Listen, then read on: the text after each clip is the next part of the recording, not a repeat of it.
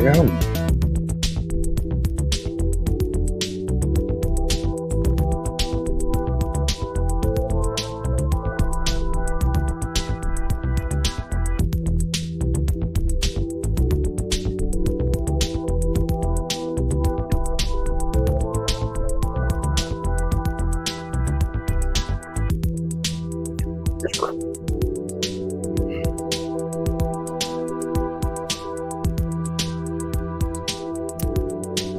Which?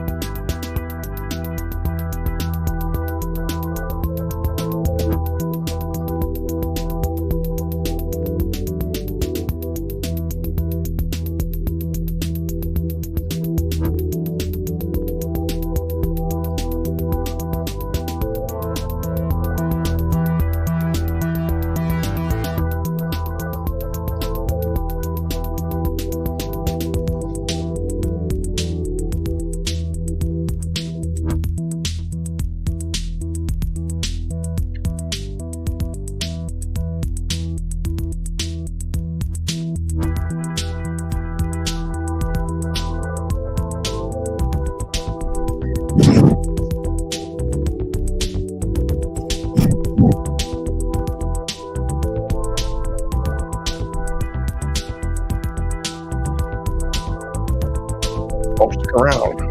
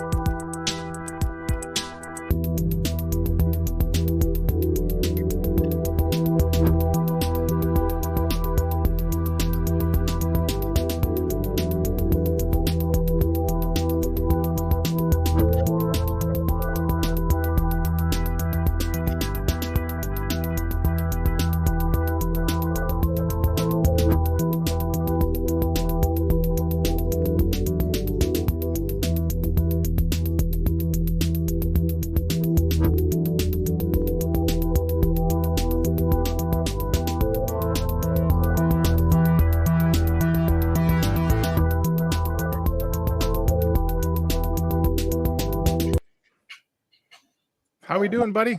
Good morning. Is everyone here? We got some. Fasten your safety belts and keep your hands inside the vehicle. Just uploading some stuff here. I've got some slides for us tonight. All right. I've got James Gunn.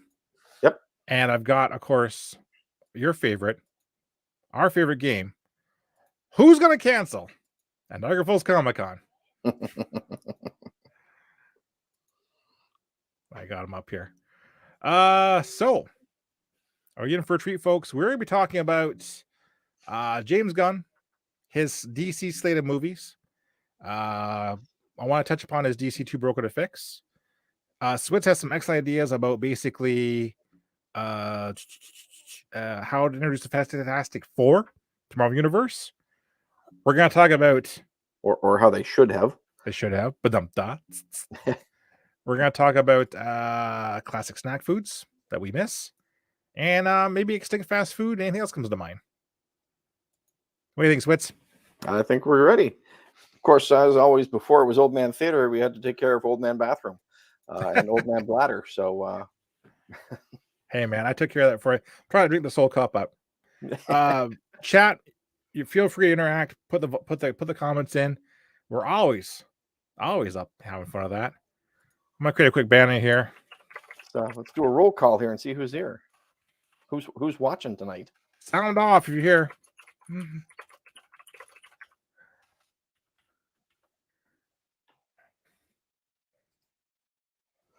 We got 4 anyways. That's good enough. Right. All right, dude. Are you ready to play our favorite game? Let's play. Okay. The ticker going. And here is that. There we go. I got to jump to the slide. Actually, you know what? Let's refresh the rules here. We review the current roster guests and we rate them on a scale. Green, coming for sure. Yellow, 50-50 chance of canceling. Might cancel last minute. Red, we think they're not going to cancel. They're not coming at all, basically. Yeah. So far, we've had 2 Hunger Game cannons fired. Mickey Dolenz has something else to do at his age. Hey. That is 1 point apiece. I said red, you said yellow. The other one, Wesley, Princess Bride himself, Carrie Ellis, who I thought would cancel anyways. You said green, I said yellow. That's 2 for Uncle Gutty. I thought he was going to show up this No time. way, dude. No way. Yeah. Of course, I was a gamble. So let me see where we leave off here. We did Wendell, we did Kane. Here we go, boys. I put them all as one group. Yes. Trailer Park Boys, internet phenomenon from Canada, basically. It's about 3 guys in Trailer Park, 10 seasons, couple movies. Netflix controls the property now. They're everywhere. Bubbles, Ricky, Julian. Rob Wells is the most successful of the group. He's had other stuff, but that's about it. My prediction, Greg? Green. They're showing up. Yeah, they're showing up. These guys love cash. Yeah. And I think they're all going to charge the same price. Yeah. I'm going to put them at $60 for an autograph. I think that sounds about right. Well, 60 each, right? 50 each. I think 60 each and maybe like 120 for the group. Put that down basically as a or something. Like that. There's going to be a group one. There is going to be different than group one, and I can see where the group is coming from in this case. Basically, like that's we're going to have Pedro and Napoleon Dynamite. They're going to be a group. Yeah. Elliot and someone else will be a group. There's a girl later on that they did a mystery show together. They'll be a group. Yep. There's no question about that. Yeah. So what else we got here? Okay. Here we go. Niagara Falls Comic Con is great for having like pop culture people and weird people. Steve Ferrone, drummer for Tom Petty and the Heartbreakers. I've never heard of him. This guy looked up. He's been drumming since 75. Okay. He's performed with, like, of course, all my small mistakes. That's real quick. Duran Duran, Eric Clapton, the Bee Gees, Stevie Nicks, Slash, Johnny Cash. He's been everywhere. He is not my type of guest, but no. I think he maybe appeals to the dads in the crowd that have had to bring their kids to the show. It's like, well, I'll talk to the drummer. Yeah, that's true. Yeah. I think I think because they also brought the Ramones drummer one time. Yep. And you got drum lessons from him. Yep. I think there was a mark for this, and that's why they're doing it basically. Yeah. So what do you think there, Switz? Well, chicks dig the drummers, right? Yeah, he's showing up. I'll go 50 for an autograph. Yeah. And I think basically there'll be a drum lesson opportunity to buy for this guy. There'll be something like that, yeah, to boost his cash draw there. He'll have some sort of Yeah, interactive whatever. Yeah. yeah. And like I said, what's better than one drummer? Two drummers. Gina Shook, drummer for the Go-Go's, has been drumming since '79. Member of the Hall of Fame, Rock and Roll Hall of Fame 2021, because of the Go-Go's. The Go-Go's, I believe, are the most successful female group of all time, are they not? They are. Yep. I don't know who measures that success or how the success is measured, but if it's album sales, if it's concert sales or concert ticket sales or concert tours or I think it would be basically album sales. Like, yeah. eh, that's my guess. Again, it's tell you what though, there's going to be appeal here because the Go-Go's are pretty popular. They're still Yep. popular, Mm. and who doesn't love a drummer? I'm saying green on this one. Yeah, I think so. Green. Yeah. I'm gonna go 50, solid 50 for this one. Unless they decide to do a tour or something like that this summer. They do tours. They do actually go on tour. Yeah. So what do you think? 50? I'm gonna go yellow. I'm gonna go 50-50 chance. Yellow. Yeah. Yeah. Oh, now you got me. I think she's got a better chance of having a tour or a gig come up than Tom Petty. I agree with that 100%. Very Yep. bold. Like I said, I went 50 on her. Also because Tom Petty is dead. Yeah, he's unless they bring him back with a hologram, like Tupac. Yeah. If you say 52, you said? Yeah. Yeah, I agree with that. And this one was interesting. Not who they picked. When I looked at Karen Ashley's resume, it was extensive. Of course, came to fame. She was a Yellow Ranger for 8 episodes. Started as a child singer in a girl group called Crush. In numerous TV shows and movies. Formed her own production company. Is also basically an accomplished improv artist and very active member in her community. Very, very impressive. What do you think, Switz? I say green. I'm gonna go green too. Although the obvious pun would be to say yellow. Yeah, I'm gonna go green too. Because she's the Yellow Ranger. Yeah, and I'm surprised they didn't get the Pink Ranger because I think Pink Ranger lives in Toronto. I believe so too. But you never know. I mean, there's still months to go. They could still bring in the Pink Ranger and have a although did they team up together in the show, these two? I think they did, right? They did. That's an So there is a opportunity link there. for. So you could do both. There's opportunity there. Yep. Although you wonder how. You wonder if the original cast, the original cast, because she's second generation original cast, whatever you want to call it, how they're feeling about doing the shows and stuff like that after the Green Ranger died.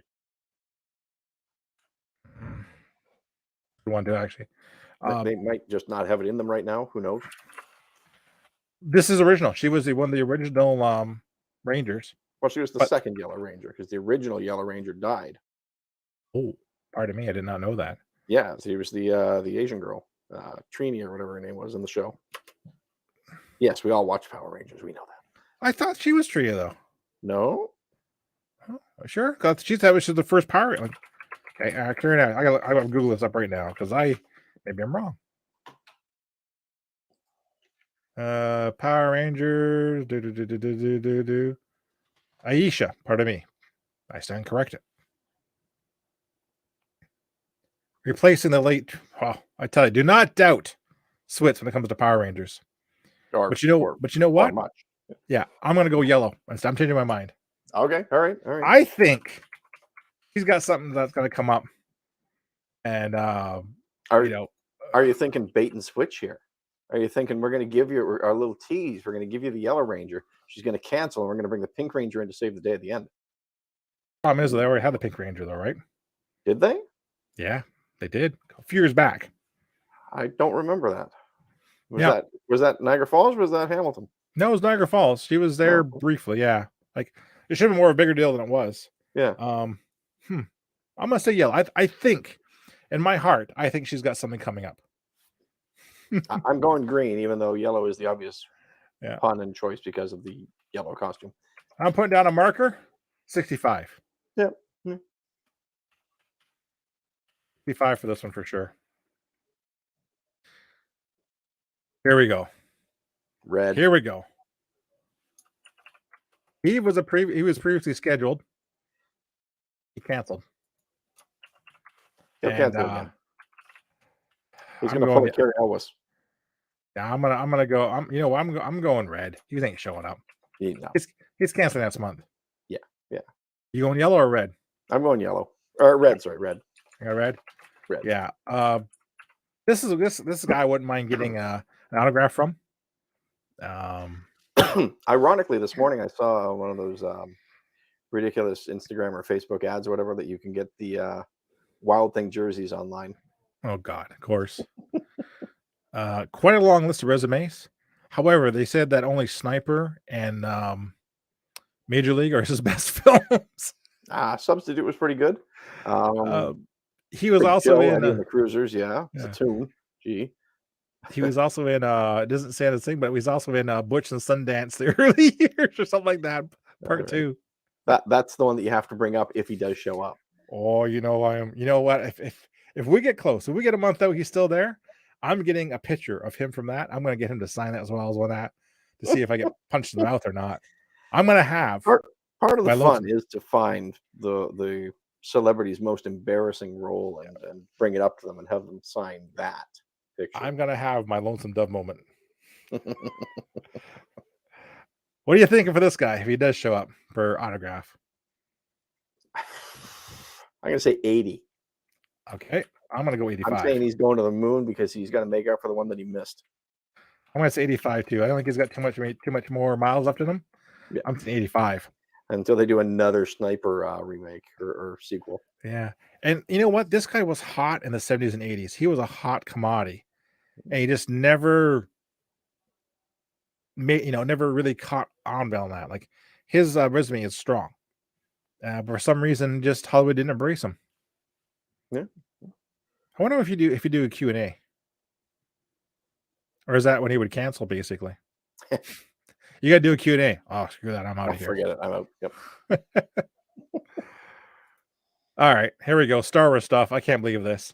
Paul Blake portrayed Greedo in some Star Wars. So I've got an autograph from a Lady Greedo. Did a few TV series. He got the job because Anthony Daniels said to Lucasfilm, "Hey, this is my buddy," and he got hired. I got to go green like the costume because, sorry, what else does he have going on? Oh, this is what he does now. And the Star Wars guests, the bit characters like that's their bread and butter nowadays. As they go to conventions. What do you think for autograph price? Probably 60. I'm gonna go 65 on this one. That's the ballpark. Like, yeah. Like he's only been Greedo. That's it. Nothing else. Yeah. So, and then you got Tim Rose, Admiral Akbar. Yep. I'm going green. Yep.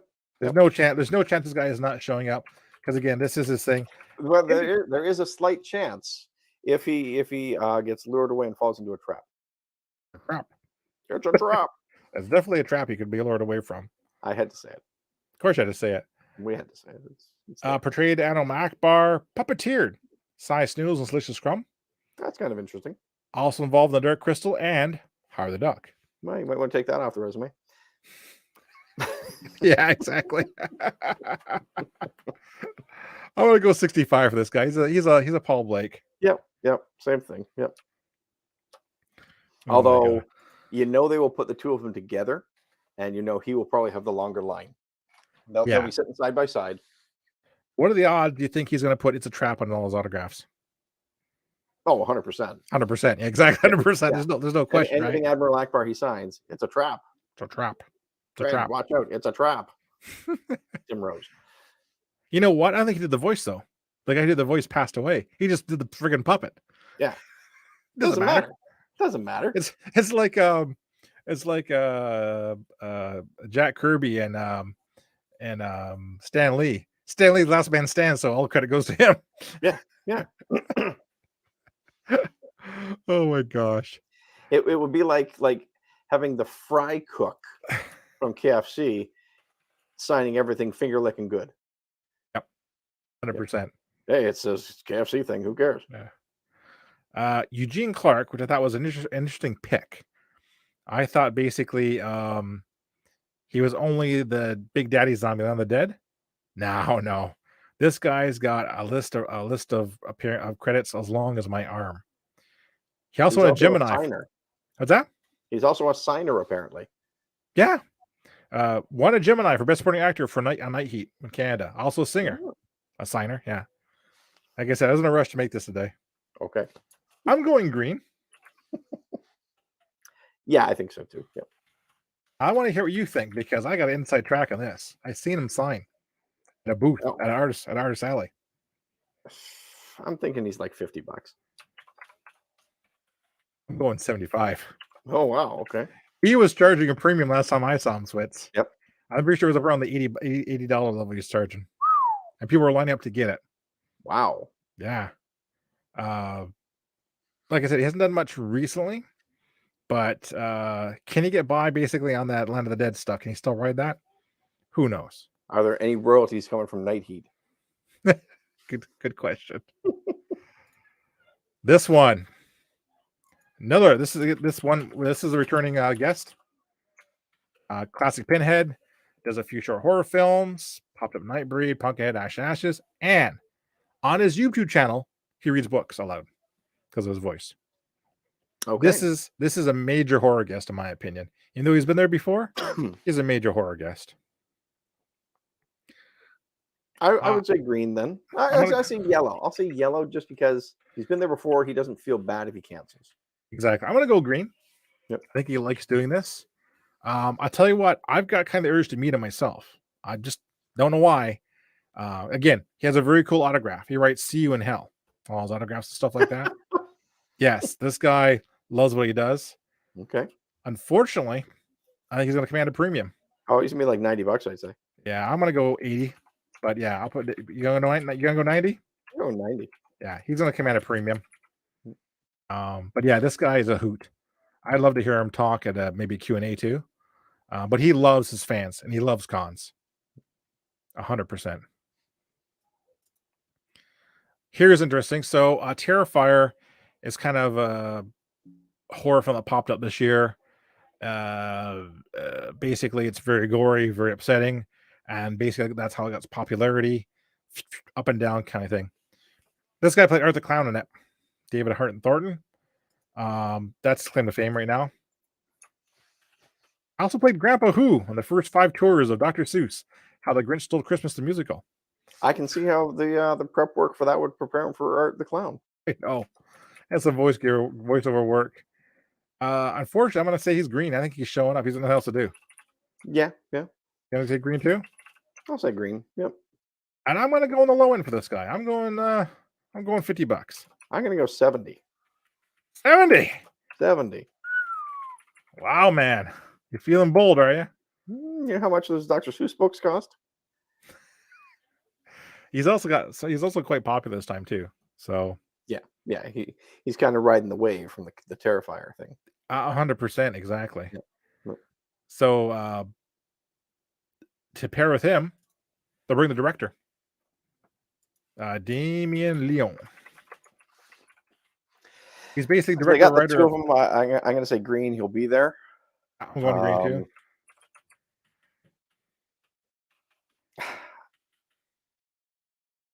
I don't know what an autograph from this guy would cost. I'm going 45. I'd say 45, 50. Yeah. Okay. Just because really, he's only got 3 credits. Who gets the director's autograph on some of this stuff if they're not a big name director? Or if he's about to become a big name director. Yeah. Because Terrifier 1 and 2 have got some good pedigree. We lost the director of Blood Quantum this year. His 2 indigenous horror films were excellent. He would have been uprising star if he could have got his autograph, I would say.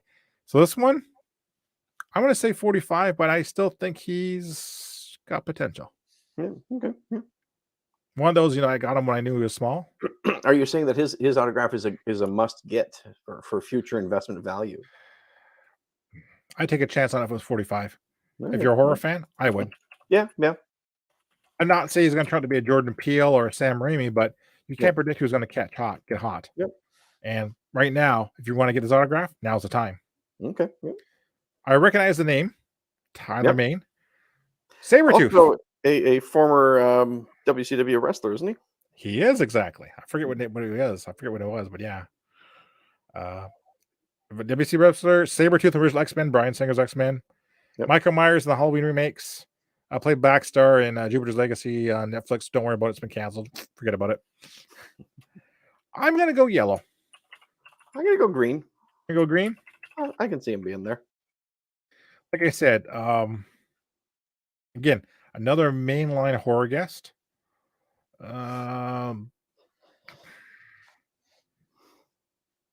going 65. I'll say 70. I'm on the edge, but I'm going to go 65 conservatively. I think he's going to tease that he's in Deadpool 3. That would be funny. That would be, I would do that 100%. I would. Why not? Why not? Hey, Deadpool 3 is coming out. Remember, guys? 100%. Yep. I think this guy should get more work in Hollywood. Yep. He's got the build. He's also getting up there too. We gotta remember that. Well, yeah, I remember what was X-Men 2002? Yeah. Yeah. So that's 21 years ago. But still, though, put him in a suit and a mask. He's got the size still. Yeah. Yep. But his action scenes will be lacking. True. So he's a stunt man. Especially because of his size. Yeah. That's true. Bigger guys tend to go downhill and slower a little faster, right? Like Hugh Jackman, I think, doesn't have that massive tall guy, big guy build. Not by a long shot. He's jacked, but he's not cumbersome. No. Despite his age, he can still do it. Whereas these bigger guys, even if you look at like a Hulk Hogan, who you would think is in tremendous shape, was a bigger guy, or Kevin Nash, they start moving slower in like their 40s. And we saw Nash last con. He was pretty beat up. Yeah. Look at Danny Trejo. Well, yeah. Too bad they can't get him. That'd be nice to get Danny Trejo. Yeah. But Machete kills again in space at Niagara Falls. Yeah, Trejo would be a good one to get, huh? Yeah. Thought about that. Yeah. All right.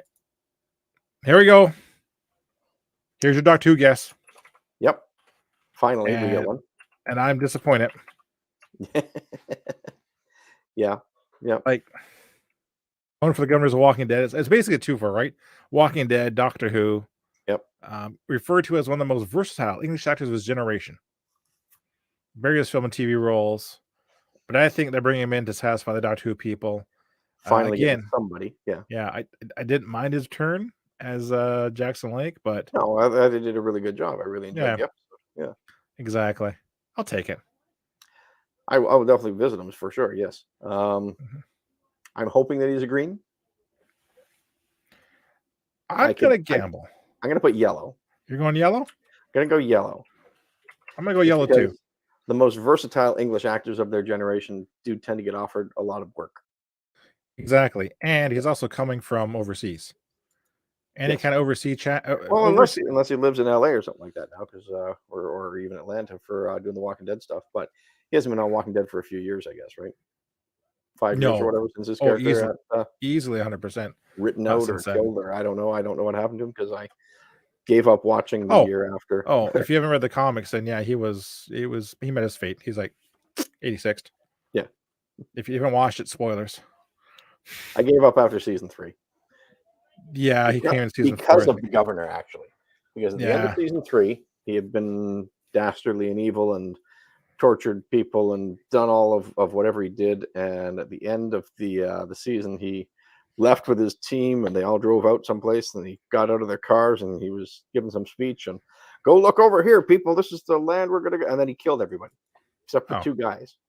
Said, all right, guys, let's go. It's just us 3 now. And it's like, those 2 are idiots for following this guy because he's going to kill you too. Don't trust him. Now I can no longer suspend my disbelief. I could believe the zombies. I couldn't believe these 2 idiots would go with this guy still. Yeah, I got to agree on that one. 100%. That was my reasoning. You got a price in mind for this guy? 70. Yeah, I'm going to go say too. This guy's a Command Premium because he's got lots. Well, he's one of the most versatile English actors of his generation. If he was, he'd be in Wednesday. Versatility means pounds. If he They was, he'd call be it. in Wednesday. The feel-good hit of the year. Yep. Here's one that was kind of interesting. Alex Ezzo, So, yeah, known for being Doctor Sleep, supporting roles in The Haunting of Bly Manor, Midnight Mass. Big thing here, her and Henry Elliott, Henry whatever his face is there, the Henry Elliott kid Thomas, there, yeah. They'll be doing because he was in Doctor Sleep, wasn't he? he was in Midnight Mass, I think. I think But he was in they'll Doctor Sleep. yeah, but they'll be doing a photo op together. Oh, Dual okay. photo op. I'll go green then. She hasn't got much going on, unfortunately. So I'm gonna say green. I'm gonna go. I hate to say, I'm gonna go 60, I'll go 65. 65. Oh, She'll if she's teamed up with Henry Thomas there, yeah, she'll be able to command a bit bigger price. You don't want your price to look drastically low compared to the other guy beside you. exactly. Because we said 75 Henry Thomas. They're either going to think you're too cheap or they're going to think that he's too expensive. It's pretty smart, actually. Pretty smart. Yeah. Lisa Zane, which I thought was kind of interesting. I'm not sure why. She's a horror guest, known for the therapist in Freddy's Dead, The Final Nightmare, appeared in TV and film, voiced She-Hulk in the Incredible Hulk cartoon in the 90s, as well as Charlie Davidson in Buckminster Mars. Also accomplished singer, not singer. So she doesn't sign. No, but that's. What about autographs? I'm gonna go yellow. I want to say green because I don't think she's got much going on, but I'd like to see her there. I think that'd be kind of cool, but I'm going to say yellow as well because depending on what she's doing now, this could mean nothing to her. exactly. If she gets the call, she's Could be gone, like, right? you know what? I'm going to balk because I really don't feel comfortable doing it. I'm not a Comic-Con person. True, very true. Yeah. I'm gonna put her in the $65 range myself. Yeah. We haven't got too much that separates us. What's No. and that brings us to basically a total of 36 guests announced. I was going to with say 2 canceled. 407. Yeah. So they have 34 people still scheduled to come. Well, actually, scratch that. The Trailer Park Boys count as 3. So it's about 37 guests announced to come. Still no headliner. Should check back at last year's program and just see the layout, just to see how many tables they had set up for just first time. It's not a bad idea. And you can kind of figure out: are they going to add more? Or are they going to just wait for people to drop off? This seems like a lot. I think they could push 40. But very disappointed though. I haven't seen Matthew Lillard. Really hoping they get him back. I was really wanting him to come back. Everybody was very upset that he got canceled, and canceled because of COVID. And they were very upset that he did not get cast in Scoob. Yeah, I was the first thing I tell him. So the fans will come out in droves for him. Yeah, I hate to say it. And rightfully so. Yeah, he is one I'd land because I'd see him. Yep. I wouldn't care how much he costs. I'm getting a couple autographs on him. Yeah. I'd probably get. I know it sounds stupid. I get one for each of the kids. Yeah. Yep. But yeah, that's one I kind of hope they announce. I'm not sure though. Like we haven't announced a guest of honor yet. Yep. But we've got our Star Wars guest. We got our Doctor Who guest. We got our Star Trek guest. Yep. We've got the Walking Dead guests. So I don't know. Like I said, I'm hoping for Matthew Lillard, but he's not a headliner. So we'll see what happens. You got some Star Wars stuff too. So yeah. What do you think? Maybe in mid-March they'll announce a headliner? Yeah. I have to go back and see when they announced Shatner last time. Can't remember, but I'll have to see. I thought it was early. I think so, but also because he is one of the bigger ones, you kind of have to book him early. Yeah, and 100%. Because his rate or whatever is also dependent on gate sales, I'm sure he's got a clause that you need to announce me early so that we rake it in here. It's like when I brought Taker, right? Yeah. They announced him early because Taker got a flat fee. I'm pretty sure his fee was $20,000 an hour. That was his flat fee. Yeah. Wow. And I ran the numbers. What was I said? Let's see. They had 2 autographs generously every 2 minutes, right? For 2 hours. Yep. That would basically 120 autographs, even at $150 a pop, you're still not covering the cost of Taker's 40 grand fee right there. Yeah. So you had to draw off some from the gate and all that. Yep. But for those of you that did get Taker's, I think his autograph was $200 too. Yeah. For those of you that got it, you got basically a once in a lifetime opportunity because I think he only did 2 appearances privately. Apparently, yeah, he was in Montreal last week doing some Q&A in advance of some documentary or something like that they did about him in WWE or whatever, and it was playing in Montreal, and it was like the day after I was there. yeah, because he basically, I'm not sure what happened, but he basically, I'm gonna go on my own. My man let him go on his own. My man saw how much money he was getting, and right after the Comic-Con, he says, "That's it. We're signing to a Legends deal. You're done," kind of thing. So you get 2 opportunities. He was at a car show, I think, and then Niagara Falls Comic-Con. That was it. Yep. So how'd you getting a Taker autograph in the wild? Be pretty hard now. Yep. All right, my friend. That's one I regret not getting because he was my favorite growing up and all that. But also, I wasn't waiting in that line. That's a monster. He sold out. And yeah. Like I said, and I guess he was pretty, and he also had a purple pen too. Yeah. And our friend there got his autograph on the WWE WrestleFest board to complete it. Excellent idea. Yep. But he had no shortage of people looking for his autograph at $200 a pop. Yeah. No shortage. Yep. So, shall we slide into Jimmy Gunn? A little snack? Oh, you got your Sunny D, dude. My Sunny D. Oh, man. How does it taste? Oh, my God, that's horrible. Is it horrible? Oh, God. Holy. Do you want to talk about snack foods first? I think I lost a tooth with that. Let's talk snack foods first, and we'll talk about Jimmy Gunn. There's some sugar in that. Sunny D. The kids used to drink that like it was going out of style. Yeah, it should have went out of style. I swear to God, they changed it. Ooh. Yeah, I don't remember it being that. It's very powdery tasting. Like a cheap Tang, right? Yeah, the astronauts weren't taking this to the moon. Yeah, I don't understand because I used to love Sunny D. It was very sweet. Now it's like, it's like orange water. Yeah, I'm good orange water. Not even like the good orange water from like McDonald's at grade school play days. The orange drink was classic. Came in a big, large yellow and red container. Well, how about I get? Jeez, where are you pulling? Oh, I know. Clearly Canadian, folks. I don't know if this makes it better. I can see it. Cherry even. Oh my God. You don't have any Orbits laying around, do you? No. I got this from the drugstore today. Oh, what? Shoppers Drug Mart. Across the street. They sell it. Yeah. Oh my God. Yeah. This was huge in the 90s. It was huge. It was like one of the first flavored waters. Yeah. That I recall, at least, or flavored carbonated waters. For big time in Canada, and it came in a glass bottle too. And the wild cherry here, very flavorful, delicious. That's interesting too, because back then they weren't overly flavorful. Do you remember the original Gatorade? Yep. Hey, Pam. We're just Pam, talking snack foods. Yeah. We're just talking snack foods. I nearly rotted my brain and teeth out with a mouthful of Sunny D. It was pretty bad. Whoa. No worries, Pam. We're just rambling snack food. Talking about, so Greg pounded back a Sunny D, which has changed. Clearly Canadian, which was really popular in the 90s. I do not recommend the Sunny D. I'm sorry. Yeah. Clearly Canadian, flavored water, very good. Sorry, Pam, whereabouts are you in the States? You're in Ohio? Is it Ohio? Oh, round at both ends and high in the middle. Gotcha. Yep.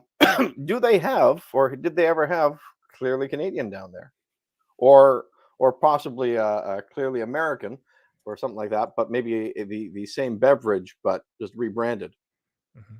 Very it's got a very distinctive bottle. He says yes, it was, and it wasn't good. What was it? What was it called down there? Clearly not Canadian. Yeah. Ohio bathwater. That was really popular. Oh, yeah. Oh, okay. All right. Yeah. Hello. Oh my god. Hey. Yeah. Yeah. I was just bringing up too the original Gatorade.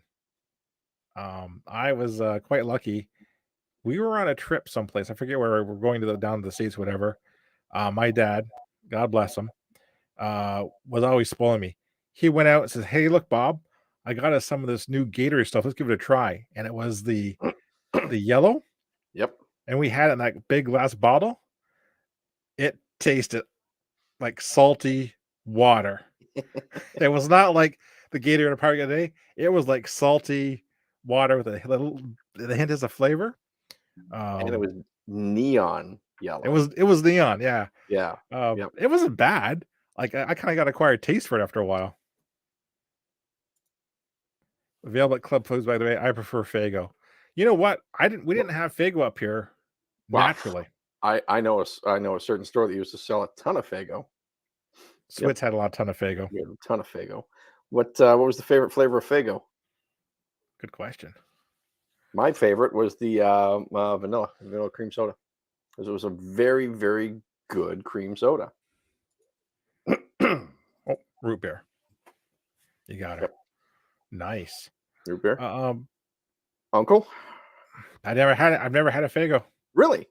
Seriously, Wow. when I come down in I was boring. He says. I was boring. When I come down, we'll get some. I've seen it, but I've never had a Fago. Okay, we'll have to track some down. Yeah. I do still have suppliers down here that I can reach out to. Okay. I've seen them. I've seen them a while down here at some stores. Pam says I think cherry was the second favorite. Cherry, which cherry? The black cherry? Yes, that was a really good one as well. Um, the cotton candy sold like crazy because it was just sugar on a bottle. Um, I got a but question. it Go ahead, it Switz. did definitely taste like cotton candy. Hmm. I got a question for you. I don't know if you had any Pop Shop Yep. recently. Hmm. They have a cotton candy. How does Yep, it they do. compare to Fago? The pop shop one's a lot better. Okay. A lot better Uh, because it's not as brutally sweet, okay. and it's in a glass bottle. And anything from a glass bottle tastes better than anything from a plastic bottle. 100% shoot not cherry red pop. The red pop was a strawberry. Was a strawberry soda. True story. Years ago, Fago used to come in 3-liter bottles, and What? they had 3 liters. They sold 3 liters, and the gimmick to it was, at least in our store, it was 3 liters of Fago was $1.89, which was the same price as a 2 liter of anybody else. So you got basically a liter for free. Holy cow, dude. So basically, it was like that was the pitch. That was the deal, and people really liked it. But I employed idiots, and they would have 3-liter Fago chugging contests at work to see who could chug 3 liters of discount pop the fastest. My God. Yeah. Yep.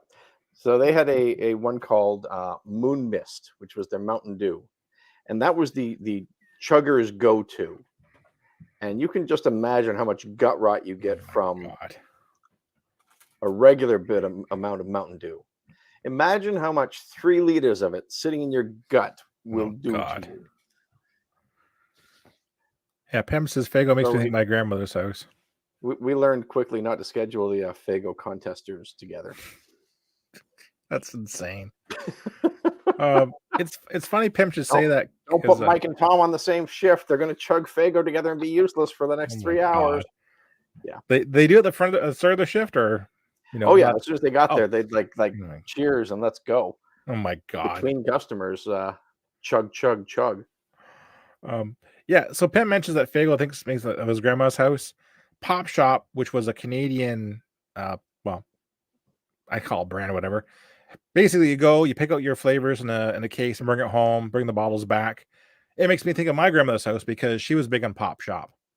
And they came in 300 milliliter bottles basically when they first came out. Yep. And they Yep. had the cola, root beer, black cherry, delicious. Yep. Lemon Lime lime, Ricky. lime Ricky, grape, Red Again, Pop, delicious. or the Red Pop was the cream soda. Cream soda, because yeah, Yep. and Orange it Pop. was great.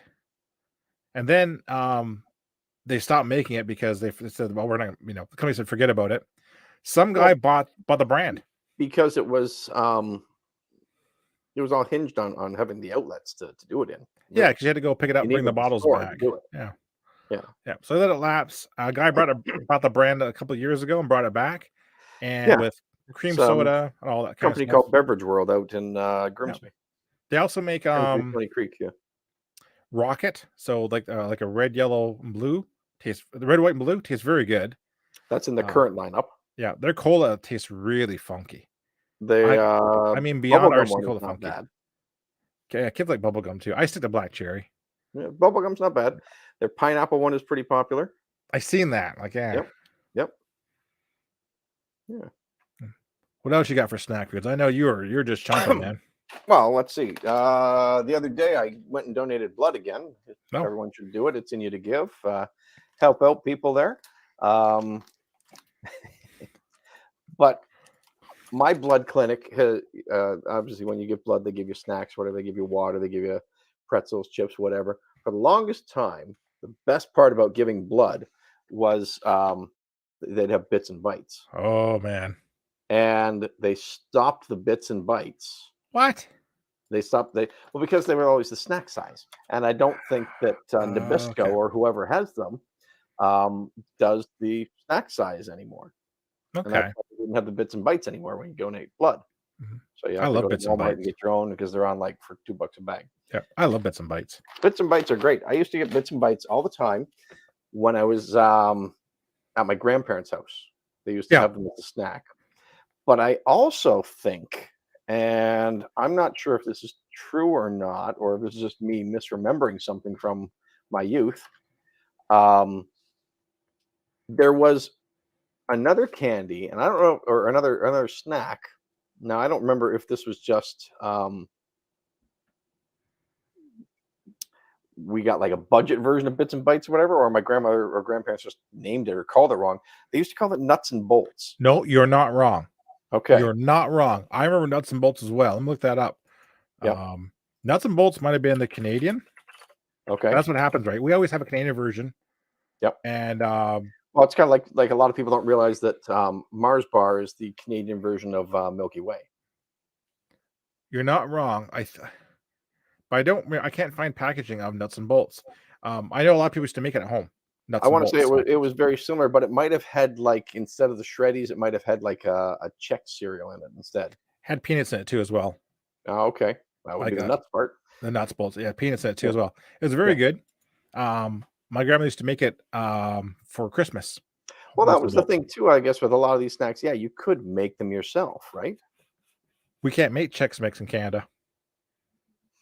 We don't have all the checks. No, that's true. That's true, isn't it?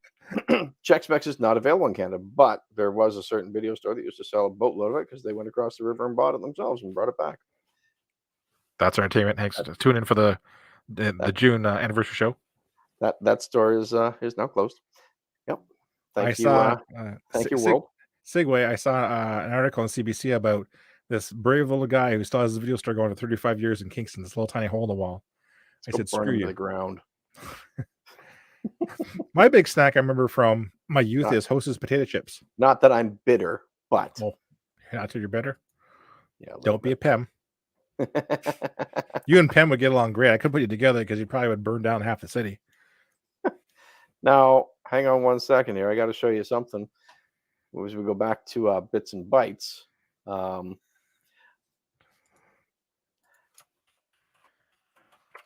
Way back when I was a kid, did you ever do this with your bits and bites? Make a little car out of them? No, but I did make little tie fires of them. I choose better, not bitter. I love you, Pam. We love you to pieces. I used to make a little car out of my bits and bites. You used to make tie fires out of mine. As a kid, and then you just drive them into your mouth. Night, Pam. Thanks a lot, buddy. Oh my gosh. I used to have a host of potato chips I brought up. Yep. A great Canadian brand. Came in a foil bag, had like, standard flavors, dill pickle, salt and vinegar, ketchup, smoky bacon. Well, back in the late 70s, early 80s, those foil bags were a lot bigger than the small bags you get now, and they were a quarter. They were a quarter. And we used to get them on the way to school. There was a little stall on the way to school, right around the corner from the crossing guard, and they sold. It's like a little farmer's market. It was tiny, but they had potato chips there, and it Everybody had them. was actually, and this will only make sense to people down here in Niagara. It was Stewart's Farmers Market. Stewart's being the family that owned Avondale, which was the big convenience store chain in the area, Hmm. but also owned the Avondale Dairy and the Stewart's Farms and all that stuff. So that's where they got their farm goods and whatever for. Hmm. And all that stuff. And you kind of, I guess, see the beginning of their convenience store days with the potato chips at this little Well, interesting. farmer's market stall. But this is how we learned about sales tax, because we would go up and we'd bring our bag of chips and it was 25 cents. So you gave their lady your quarter and she says, yeah, it's 27 cents. It says 25. Yeah, there's tax, kid. You get the 2 cents for free this time. Next time, you better learn there's tax.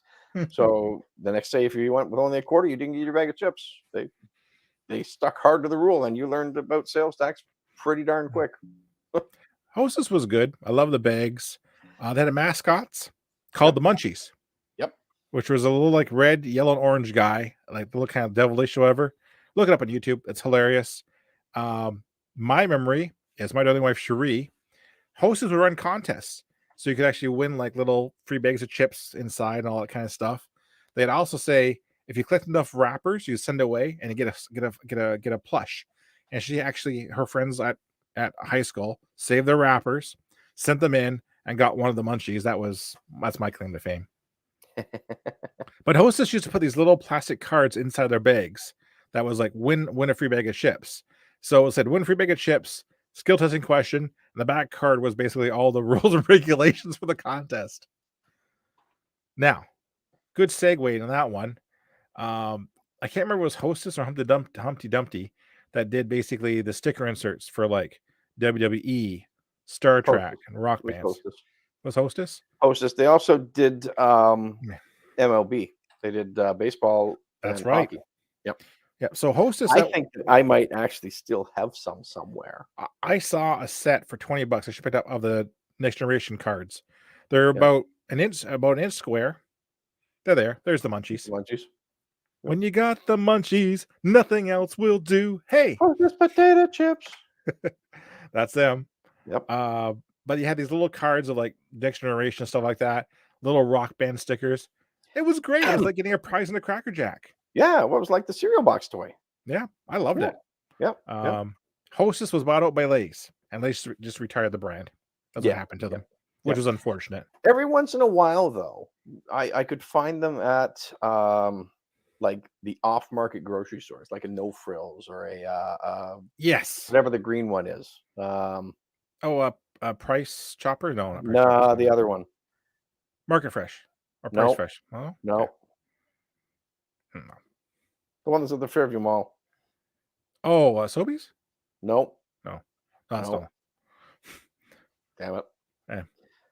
But let's play the interlude music while I try to remember the store that's around the corner from me. But yeah, and they try to move the times. They moved away from the foil bags to the kind of like the Mylar thin bags. But Lay's just said, you know what? We don't need the brand. We're gonna make our own, and that was it. I do miss it though. It is something that was uniquely Canadian. Yeah. Mm-hmm. Do you remember Vachon snacks? Food Basics. Okay. Food Basics. Yeah. Yes, the Vachon cakes. Yep. Joe Louis, Half Moon. They're still kicking around. I've seen them. They are. Oh yeah. Yep. But I remember the little weird kind of little small cakes with the brown flavoring. I forget what they're called, and the flakies. Yep. Yeah. One of the big things was they brought Twinkies and cupcakes from Hostess north of the border, but it's not the same recipe. No. Because I love Twinkies. I absolutely love Twinkies. And when I saw them in the candy, I was like, "This is great." I took a big bite and like, it's not a Twinkie, you know. How about this snack for all our American friends out there? How about some Smarties?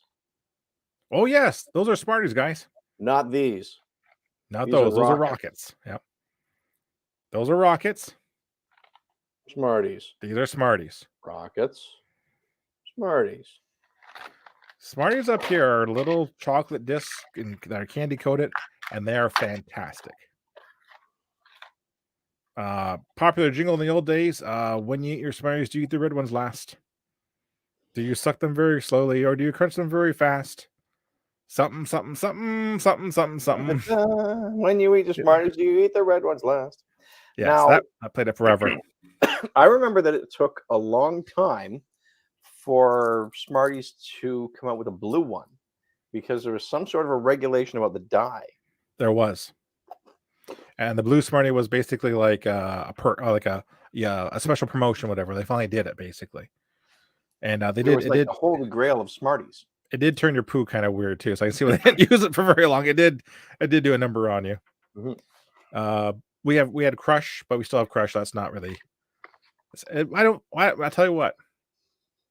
Oh, you and your Jelly Babies, you like those? I do. Soft and chewy. Farm Boy brings them.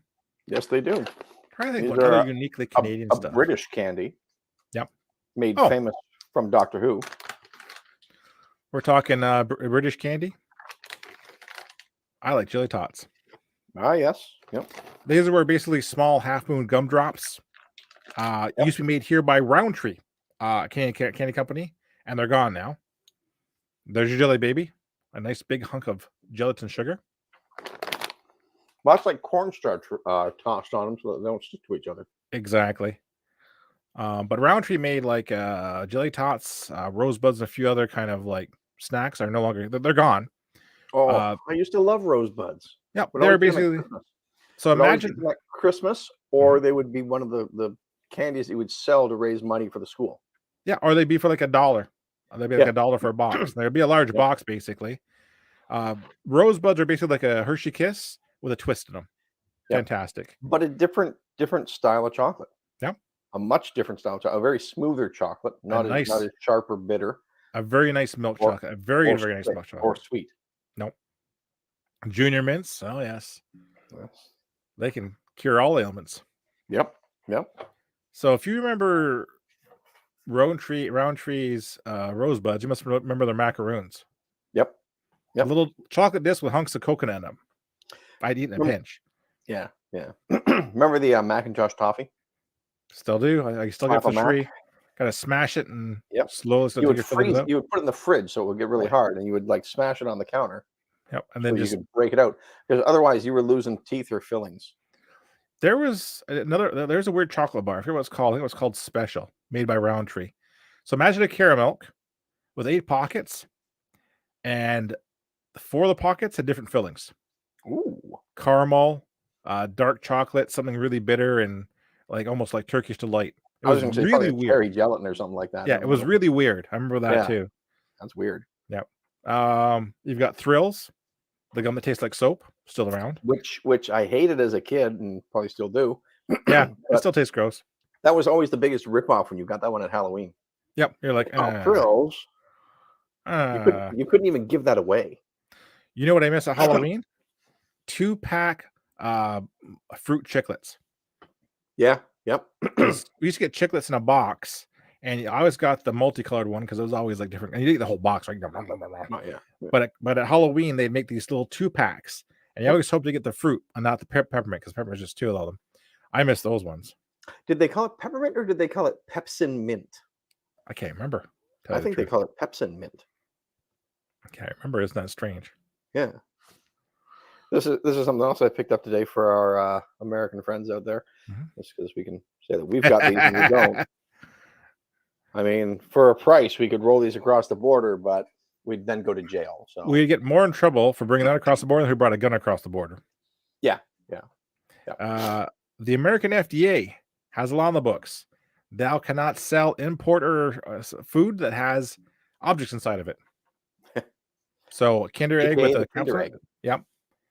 That's why Here's Cracker Jacks changed. our unboxing party. Here we go. Crack open that thing there, and I'll talk about Cracker Jacks, man. Yep. Cracker Jacks was the same way. Cracker Jacks used to have toys in them. Ooh, nice. But again, FDA regulations, you cannot have toys and food. Now you get stickers. Look at that. Look at that capsule. Now, who in the world would swallow this? Americans. Like, it's impossible. I Like, don't know. you talk about a horse pill. A horse could not swallow this. So A horse put it this probably way. could, but Fireworks are legal in Canada because someone allegedly blew their hand off one time. So no more fireworks lawn for darts us. are illegal. And Lawn darts are illegal. Yeah. But down the States, they're all legal, but not Kinder eggs. Yeah. I love have Kinder all eggs. the mass shootings you want. Don't have a plastic egg. I tell you, man. Yep. What'd you get, a puzzle? No. I got Cinderella here. Nice. This is a Disney princess one. Is that the next Mrs. Now Switzer? I have to Assembler. Oh, put her together. almost like a mail order bride. Does this not scream sad building my own woman here on the internet? Ay. Any more snack food memories? That's all the props I brought. Okay. I gotta think of anything that really comes to mind. I'm gonna just eat them now. Yeah. We will bring this up again in the future, folks. Trust us. We'll bring it up again in the future. We'll get some of our favorite candies. We'll let you know so that you can definitely participate. You want to move on to Gunny? Yeah. Let me throw up I like my slides. Let me finish assembling my friend here. I'm watching you. Oh, you want to zoom in on? There you go. I'll give you the solo shot to watch you assemble Cinderella. I don't know how this goes together. Are you reading the instructions? No. Of course not reading the instructions. Kidding? Why would I read the instructions? People should be in chat there like shaming you. Read the instructions. There we go. There you go. Here we are. It's not bad. Got some little magical glass slipper thing going on here. That's pretty cool. Yep. That's pretty cool. Yeah. Maybe we'll get I'll autograph this and sell this off to the highest bidder. There you go, folks. That's what he said. He'll sign it. Yep. Let's get into the magic of James Gunn. Is it magic or is it smoke and mirrors? I think it's dead on arrival. I pulled together the list of his television and movie projects for phase 1. All right. I think it's dead on arrival. 100%. Right. James Gunn talk. Yeah. So his first phase, Gun Show. Gods and Monsters. Yep. So we're gonna go through the movies first. That's what we care about most. Well, are you gonna do that, or should you just go through them all in order because they're all apparently linked and all have to be watched in a certain order and all have to be together? I put them in order, and you can't miss one. I put the movies in order. I didn't put the movies in TV. I put movies here and TV after. Yep. Okay. But the movies are all in order. Yep. So get ready for this one. Out of the gate, first movie, July 11th, 2025, Superman Legacy. This isn't going to work. No. And it's not going to work for a lot of reasons. Yeah. The first one being what I read this morning, that this movie has been in works for quite a while. I heard that too. This James Gunn had been hired to write this movie more than 6 months ago, I think. And going forward, he knew that there was going to be no Henry Cavill in it.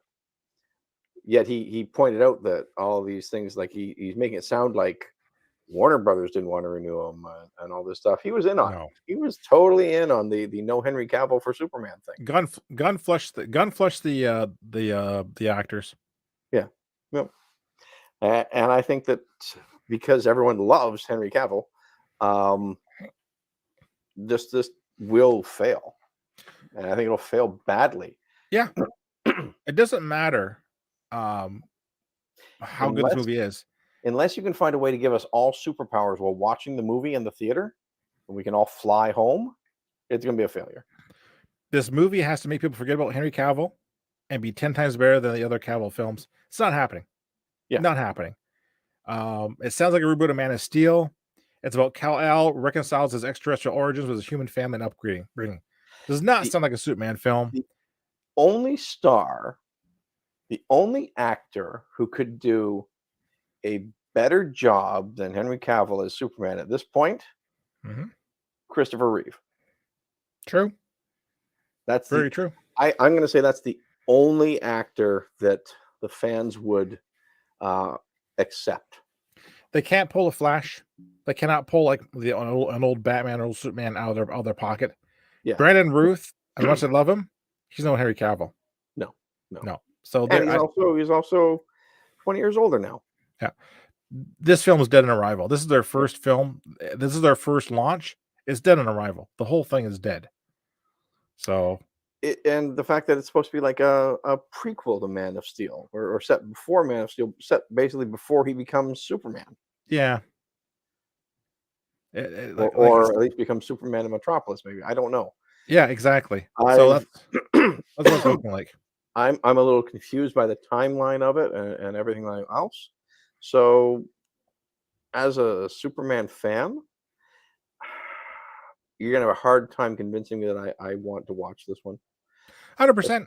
especially if the theaters don't push it or carry it as well as some of the other ones. And they put it onto some streaming thing because we don't have HBO Max up here, Let's talk or about when we, whatever yeah, Warner Brothers streaming service is now, because I don't think they even know for Canada. we'll talk about when we hit the TVs on that one. That's a big one. But Yeah, like I said, I think this thing's dead on arrival. Like this yeah, whole launch. But let's move on. yep. Next film is called The Authority, based upon the 1999, sorry, my slides, comic book series. Wildstorm involves 7 heroes with high concept superpowers. For example, one is cyclically bonded to cities, drawing strength from them. Is that what it's based on? Yeah, that's exactly what it's based on. Really? Because I remember there was a Superman story by, I want to say, Grant Morrison back in like the early 2000s, Hmm. called The Authority, with Manchester Black as the story, as the Nope, I character. looked it up in 3 It's sources. not about that. This is it. Well, They're then all that's excited. just confusing as anything. Yep. And why would you call it The Authority unless, was the Wildstorm thing called The Authority? Yes, that was the Wild. It was a Wildstorm comic under the Okay. DC brand. So Yep. again, they're not linked. I don't think this is going to be enticing enough. Again, The co the I don't see the draw. confusing part for me comes because the other Superman versus the Authority comic book was fairly recent, and they did an animated one for it. Yep. Again, And they air it in reruns on, Adult Swim and Cartoon Network and all that stuff all the time. this could be DC's Eternals If they'd or be lucky worse. for it to be their Eternals. Exactly. I think it's gonna be their, Inhumans. Oh, oh, oh man. I'm harsh. Uh, Following that one, Now, sorry, is this a movie or is, yeah, it's a TV? this No, is a movie. No, this is a movie. it's a These movie. are all movies. It's a Yeah, movie. this is gonna Wow. be a movie. Well, It's a exactly. That's what I'm movie saying. That's your with 1-2 punch. characters that absolutely no one knows. Yep. You are gonna have to, cast super strong, super high with this one to draw anybody in. And I feel that Guardians of the Galaxy kind of did that when they launched, because, Yep. like I said before, you didn't really know these characters, you didn't really follow them, but they had a good cast, and everyone took a fly on it and loved it. Yeah. But they had a really strong cast, even if you don't think Chris Pratt is top level. Zoe Saldana is. Together, it'll work. This one, Yeah. I don't see it. No. Unless again they can get Christopher Reeve in it somehow. Da-dum da. Or the Guardians of the Galaxy cast. Da-dum da. Yeah. Well, yeah. Uh, After that, these Well, these are all no, I'll talk about the Guardians of the Galaxy cast later. I know what they're yeah. doing with that. These are all in 2025. This is all in the same year, Swits. All these films. Again, And yeah, films. films. Oh boy. Yeah, Okay. Brave and the Great. Bold. Yep. Except it's not like Batman as someone guest starring. It's Yep. Batman and his Robin, who's like from like Ra's Ghul, whatever, who's like Yep. Damon Wayne, whatever. And Talia this al Ghul and stuff. unusual father son story inspired by Grant Morrison. All right. First, don't call it Brave and the Bold, because that's supposed to be a team up one. Uh-huh. Yep. Didn't they do a Batman Brave and the Bold cartoon? Was it called Brave and the Bold? They did. And it was a really with Dietrich Balder as the voice of Batman. It was very good. It was a really fun cartoon. Yeah. I watched it with the kids. Yeah. They really enjoyed it. I really enjoyed it. It had some really fun stories and good characters, and it introduced these minor characters you might not have heard of. It introduced Booster Gold to you, and introduced Red Tornado, characters like that that kids probably wouldn't have known. And Exactly. that was the great thing about the Brave and the Bold comic book back in the day, was that it was a team up with Batman and these characters that you didn't follow, characters that didn't have their own books, and that was how you got exposure to them. Ooh, I'm a really big fan of Zatanna, but she doesn't have her own book. Oh, but Boom. she's in the Brave and the Bold, so I'm Boom. gonna pick that one up. Yep. Oh, and I don't know if I'm right on this or not. Maybe you remember. Did they have usually 2 stories in the Brave and the Bold comic? I think they did. I think they did. So it was like you'd get hooked in by having Batman team up with the first star, and then you'd read the second story because it was there. You paid your 35 cents for it or whatever it was. And then you would maybe get sucked into, well, you know what? Now I'm a Green Arrow fan. Wow. I'm going to keep watching it for Green Arrow stuff now. Exactly. And 100%. sometimes I think that second character had their own book sometimes. There was one, what was not Hero for Hire, but Dial H for Hero. Yep. Remember that one? I remember that one in the That back of one the was great. comics They had too. the hero disc and they dial it and they got like some random superpower or whatever.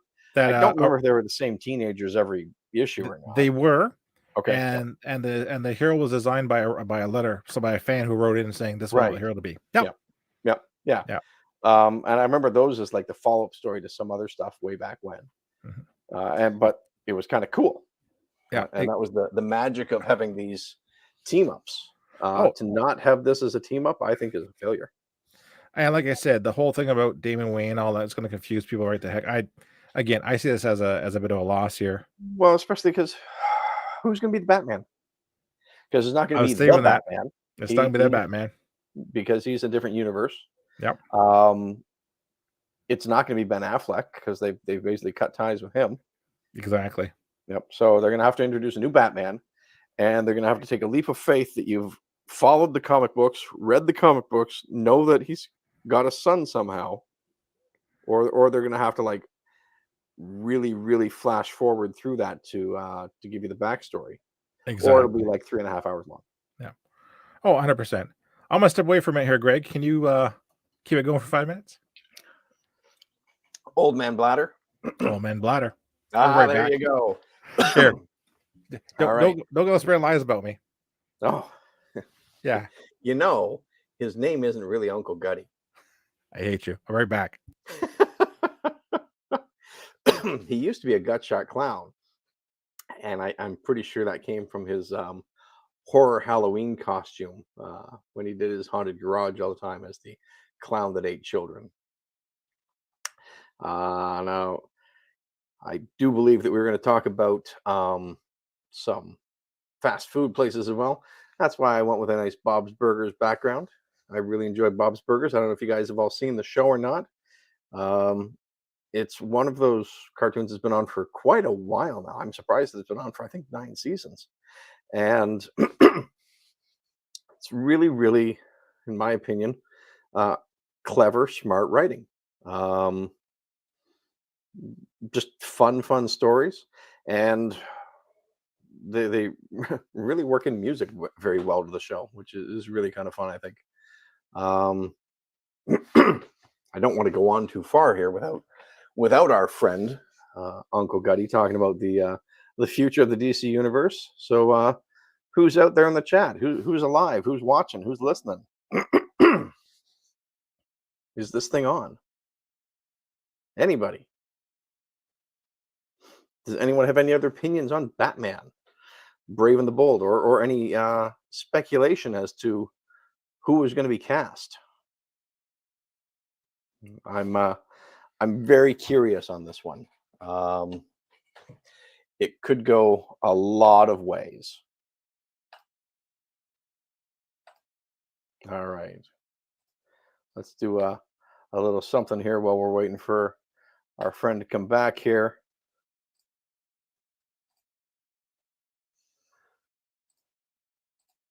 Ooh. Ooh. You know we're gonna push it too. Yeah, we pushed it too far. We always do. I recently found this on my computer. Uh, Wow. This is the one we're gonna go with. This is the one that's gonna set the time record here. We hope. Mhm. Gotta be one there. Can't be one there. Can't be one there. We need 3 more mines to find. Ooh. Ooh, that was a tricky one. Hey, we got it. 27 seconds. Not bad.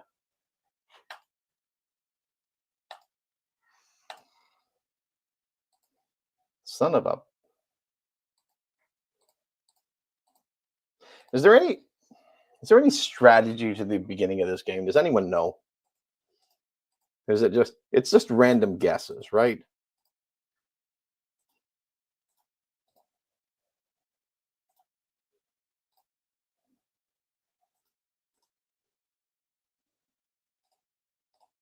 Ah, crap. How did we miss that one?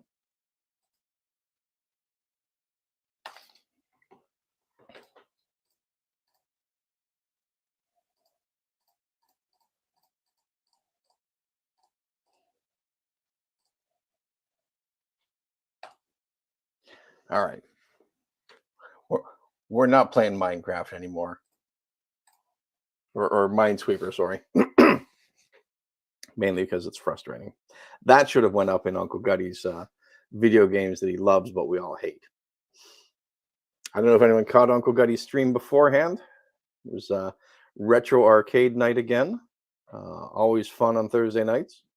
Tuesday night is, I think, is free for all. A lot of times it's pinball, but this night usually is reserved for the retro stuff. I believe it's Antstream Arcade that he uses, and basically it's a really cool platform where they've got all these old games for you to play. Let's see. Anyone got any news out there? We'll ask again, as Uncle Gutty always asks. Anyone have any wins? Anyone got any fun stories from the day? How's everyone's weather? We got inundated by a winter storm up here with a lot of freezing rain. Made driving interesting. I spent about an hour shoveling the sidewalk at the end of my driveway, and managed to clear about 4 feet of it. And that was it because it was just too friggin' heavy. Um, did not enjoy that. I don't know of anyone who enjoys shoveling snow. And it was that really, really heavy snow because the layers of freezing rain had created the ice on top of it. So back in the summer, actually it was last year, I picked up basically a giant blowtorch. Uh, it was used for burning weeds, but it's also used to heat up the tar on the back of shingles and stuff like that to adhere them to your roof and things like that. I have seen people use it to melt snow, and I was very, very tempted to grab it from the garage this morning to melt everything away. Um, didn't happen. I played it safe. I used the shovel, but I was very tempted to get the blowtorch out to remove the snow. Fascinating story, Greg. Yes, it was. you missed me playing Minesweeper. Oh, well, I'll watch it on the VOD. All right. Let me see here. We'll move forward. Funny you should say that because Batman Part 2 has been announced for October 3rd, 2025. This would be the Batman Part 2. The Batman Part 2. Now, this one here, do we have a release date for Brave and the Bold? No. We have a release date for The Authority. Somewhere between July and October of 2025. So this is all 2020. These are the orders. These are the orders. Boom, boom, boom. I'm serious. Oh my goodness. Yeah. So I hate to say it could be Superman in July, Authority in August, Brave and Bold in September. This in October. Like this is a mess. Well, they're going to start in May. They're going to start with Memorial Day weekend. Yeah, like this is a mess. No details for the Batman Part 2 yet. Patterson's back. That's all we know. Who was Alfred this time? I don't know. Like I You said, saw there's the I haven't seen the movie, so. and the first one, it was Andy Serkis. Oh, all right. Okay, that's right. I remember hearing that. Okay. He was an excellent Alfred. All right. Excellent. Yeah. Very good stuff. But no details. Just they're doing it, which is kind of funny because the Batman was hot. I would have greenlit the Batman during Batman 2 versus the first one. Yeah. Well, Yep. scratch that. Was the Batman hot? Because I'll tell you what, this is going to sound really stupid. Going to Niagara Falls Comic Con, I only saw 2 of the Batman Riddler and 1 the Batman. Everything else was classic, or else Keaton version. There weren't that many Batmen there. 1. There was still an 2. overabundance of Harley Quinns. Yeah. So, like I said, I'm debating. Like I think the Batman did good numbers, but it was a damn long film. Yeah. It was 3 hours, almost 3 Did hours. they not set it up to have a Joker come in at the end of this one? Yeah, they did, but he was still locked up. So it's one of those things basically where they threw it out there as kind of like a test. And like Well, you said, they did that at the very end of Batman Begins too. yep, they could have went that way. Joker. They can They either go with could the have, Joker. or they could have just skipped it. Yeah, they could Yeah, have went I think they're going to go with the completely Joker. different. Or they could have not done a Batman Dark Knight. Yeah, I think they're going to go with the Joker in this one. I think they feel they have to, but that's going to get really confusing when you have the Joker Part 2 with Joaquin Phoenix. We talk about that after this. Is DC 2 broken to fix? You see what I mean here? Brave and the Bold Batman and this Batman same year. When does the Joker Part 2 come out? Same year? Look up.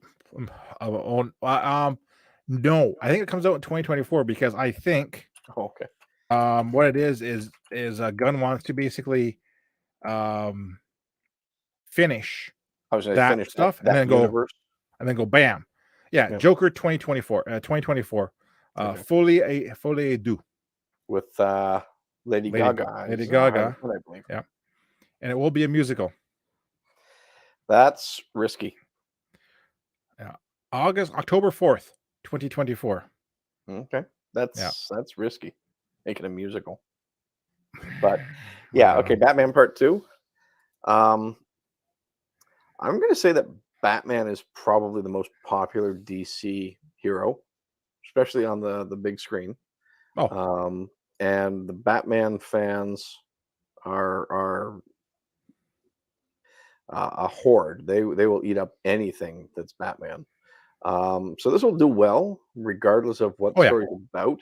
Oh yeah. But I think it will frustrate the fans a little bit too, because they'll want this Batman to team up with Superman. They want this Batman to meet Wonder Woman. They want this Batman to be the Batman, no pun intended, of the DC universe.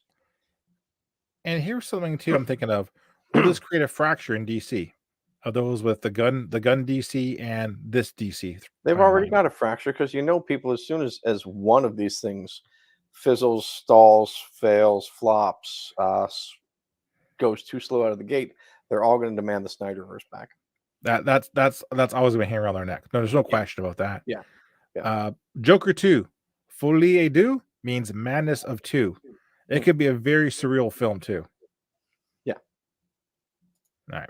I wonder if they're going to try and sell soundtracks to it because it's a musical. Oh, 100% with Gaga. There's no question. There's no question. Yeah. If I were the Joker, the other Joker people, I would have like music videos, like some kind of weird virtual video tie-in, come into, get into the universe, but like 100%. The only thing though, don't forget the Bat Dance. Yeah. The only thing though is I'm afraid they're gonna make it like too surreal, because if it's Harley Quinn's and Joker's madness together, Yeah. I don't know. Did they catch lightning in a bottle the first time, and will they be able to repeat it this time? I think so. To me, or will they try too much, too hard, and spoil it? I think so. To me, the Joker was perfect. Leave it alone. If Yep. anything, give me a penguin in that universe. A Well, penguin, you know. the other thing you have to remember is that Joker met Batman or Bruce Wayne, sorry, outside Wayne Manor, Yeah, and he was a kid. He was what, 10? 10 exactly. Yeah. So there's no way that that Joker will ever fight a Batman. It's going to take him Exactly. another 10 years to do that. His Joker will, unless they just write it off as some sort of time thing, a time skip. It's not going to. You're No. not going to get Batman and Joker together. No. And again, as I thought, Joker was a one-off. Leave it alone. Don't go back to the universe. Yep. You can't do the Riddler because it'd be too much like the Joker. Yep. Penguin's a possibility, but still, though, like it's hard because it made a lot of money, Yeah. and Phoenix Yep. won an Oscar, Yep. rightfully so. But Yep. I don't know. I like I said, I'd have to go back and see. I almost feel like there's like 3 silos in the studio, all making DC films up until Yeah. May Yep. 2025. Wow. So again, Gunn's gonna give us Supergirl Woman Tomorrow based upon Tom King's award-winning comic stories. This will be more hardcore than people are used to. This is about a Supergirl who grew up on a rock and watched everyone she loved get killed by the time she was age of 14. It will be a very weird and not your typical Supergirl. Yeah. Another problem too is I saw in the Flash trailer Supergirl, Which Supergirl? a new one, Oh, or it could be a male Superman for all I know. But it was a male, female Superman. Again, I don't know why you're doing this. yep. Like I know he's reaching the toy box and getting all these really good surreal stories. Yep. Superhero films are not meant to be surreal out of the gate. No. You know. I want to say the Supergirl TV show did really well Yeah. and had quite the following. Um, All TV shows did actually. I don't Flash. know why they wouldn't just use her. There is a rule in the studio. The DC TV universe is separate from the DC film universe. Yep. The two shall not cross. Until now, when now James Gunn wants to have the same actors play the same characters everywhere, Exactly. including voicing for the video games and in cartoons and in whatever. Yeah. But he's also flushing all the cast and starting Yeah. afresh. Yeah. So I don't know, Switz. Again, I don't see it. And again, this could be a Miss Marvel, Captain Marvel situation. Yep. I don't know. But again, very few details announced. And then the last one to come out with is Swamp Thing. All it says, we'll investigate the dark origins of Swamp Thing. One thing I do know about this one, Alan Moore already hates it. Exactly. I love that one. I was going to say, that's why I use the Swamp Thing comic for Alan Moore on purpose.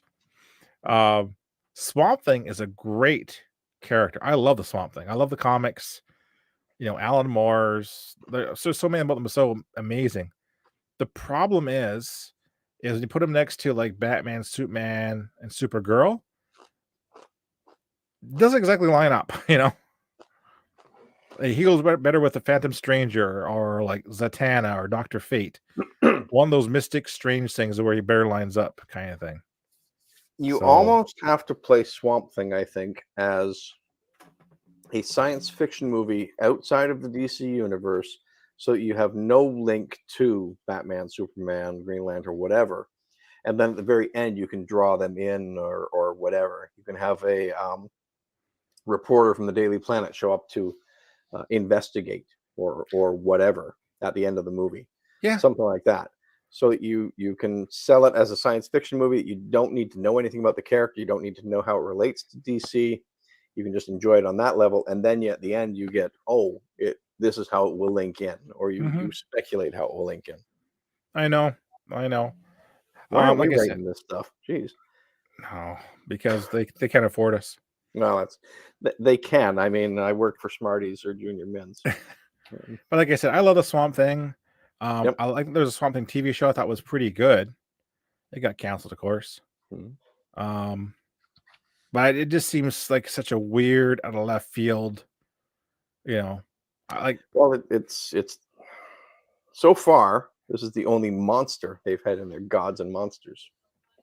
Wait for it. Oh yes. We're getting the TV yet. I got Yep. one for you. But All still, right. though, I'm like, hmm. And there's also So one. Let's so go. when are Sorry, they gonna cram this in? Is this gonna be December? Is this gonna be the Christmas movie? might be. Like if my speculation is right that they start in May, so May, June, July, August, September, October could work actually for Halloween and stuff. Okay. But he'd be going up against Batman, the Batman Part 2. That's already slated for October 3rd. Oh, geez. Yeah.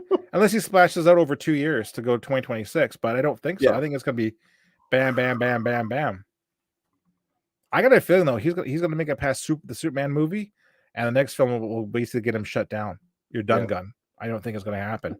And then maybe they'll release the Batgirl movie because they've already made that and they don't have to waste their money canceling these other ones. I heard they deleted the whole thing.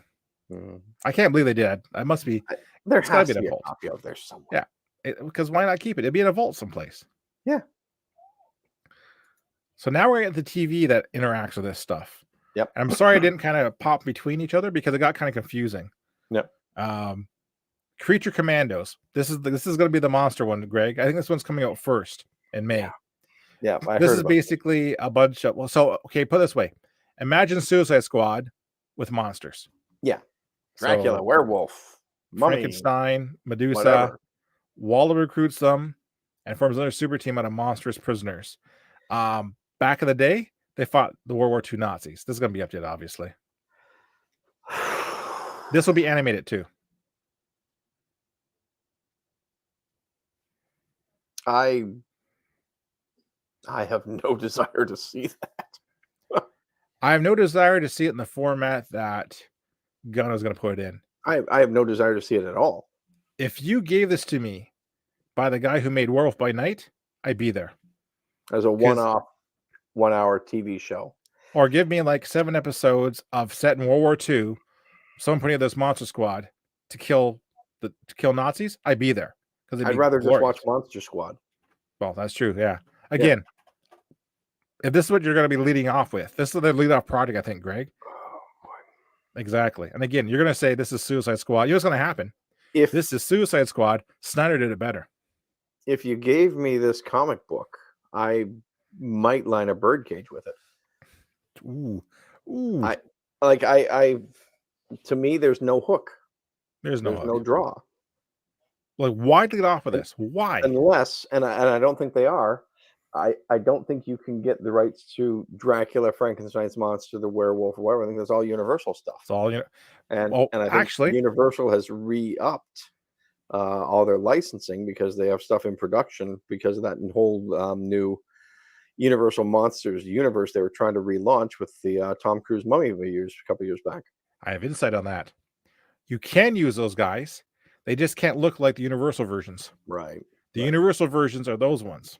But still, though, you know Universal is going to come flying out with a lawsuit, even if there's even the slightest. But Universal will just put out a better Frankenstein movie. Yep. Yeah, or else better not is why not? I don't know. Like I said, this is what I hear is going to be the lead off. This is not what I lead off with. It's going to be 7 episodes animated. It looks like Suicide Squad with monsters. It looks like they're trying to riff off What If, Marvel's What If, or Disney Plus's What If.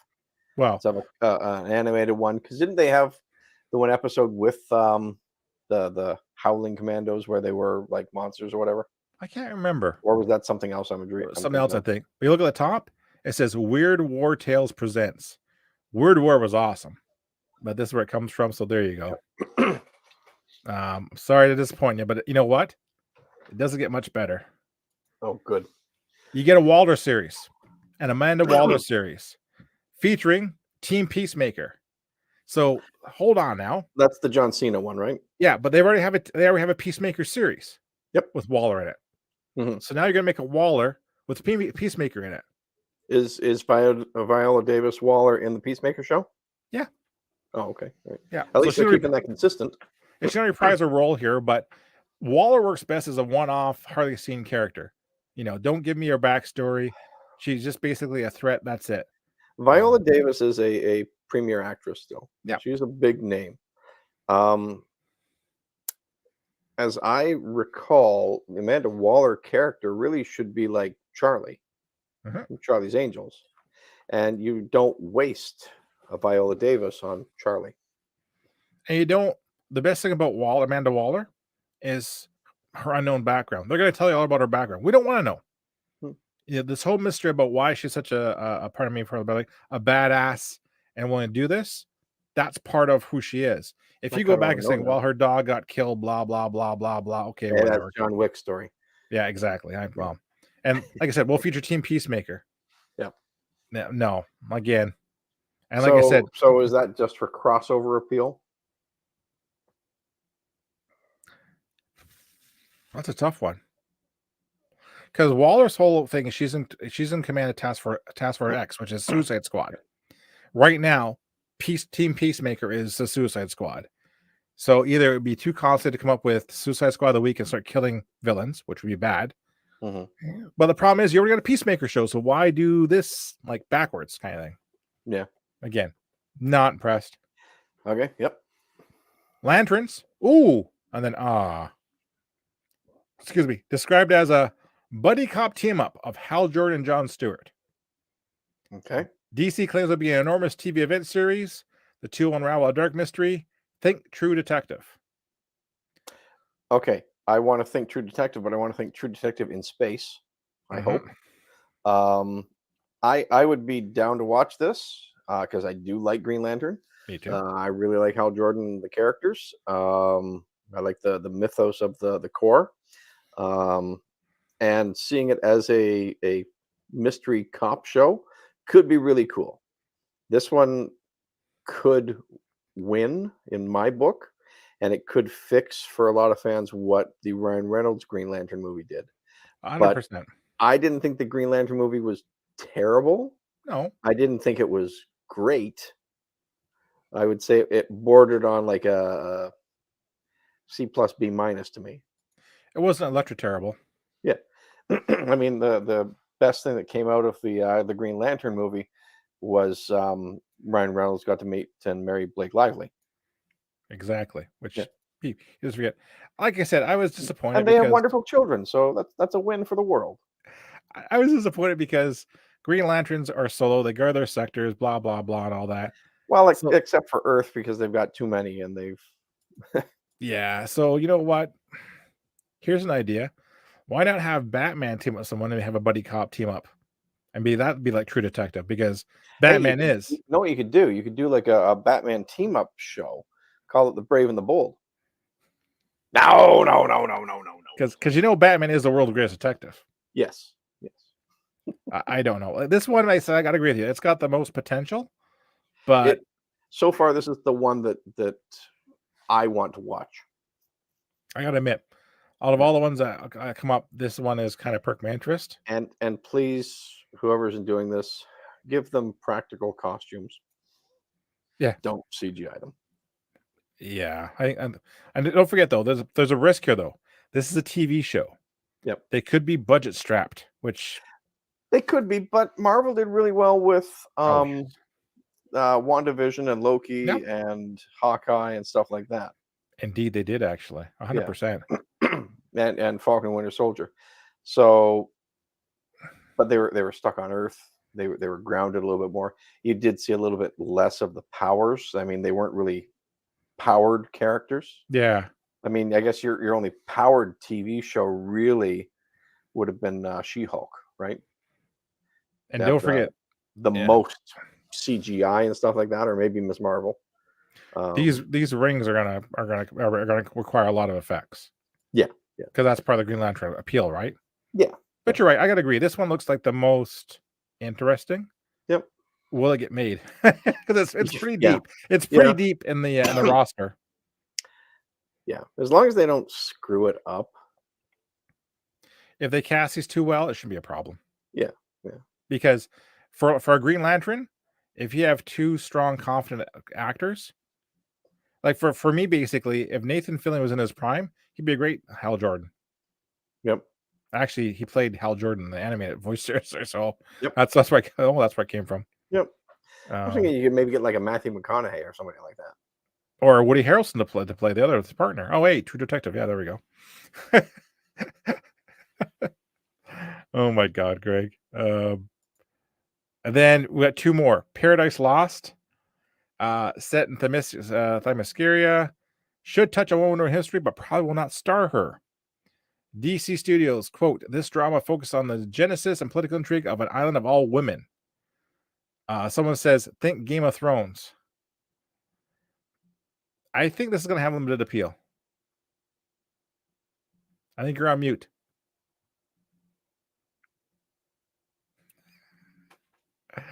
Am I there? You're there now. Yep. Okay. All right. Yeah. Anyways, I was saying this is they say think Game of Thrones, and I think this is going to have limited appeal. Yeah. Wonder Woman was more successful. Wonder Woman 1984 killed the franchise for other purposes. Yep. I hate to sound like a caveman, but I still think there are people basically that will balk at watching an all-woman show. It'll be for a very severe audience. And unless there's lots of boobs. Well, we'll see what happens. Like we might want to watch this because there might be some nudity. Yeah, I doubt it. I doubt we'll see any nudity in DC stuff. And weren't the Amazons lesbians? So like, isn't that hot?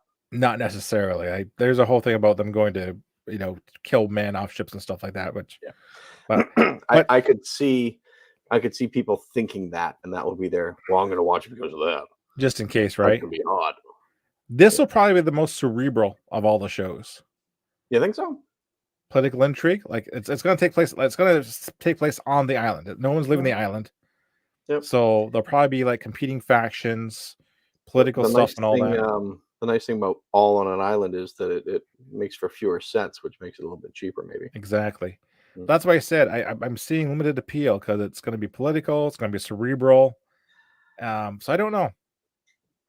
I want to know who gets trapped on the island with him and what Gilligan does to prevent them from getting off every week. I don't want to know. Basically, he builds a spaceship and winds up on a planet too. There you go. Yeah, but I don't know. This one just looks like a miss because it's like saying we're gonna make a Batman film without Batman.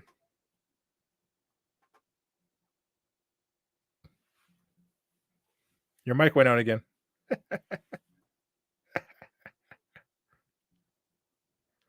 Oh man. But yeah, like I said, it has the potential to be good, but I don't think it's gonna be accepted. Like I thought She-Hulk was great. A lot of people basically trash it for various reasons that weren't necessarily valid.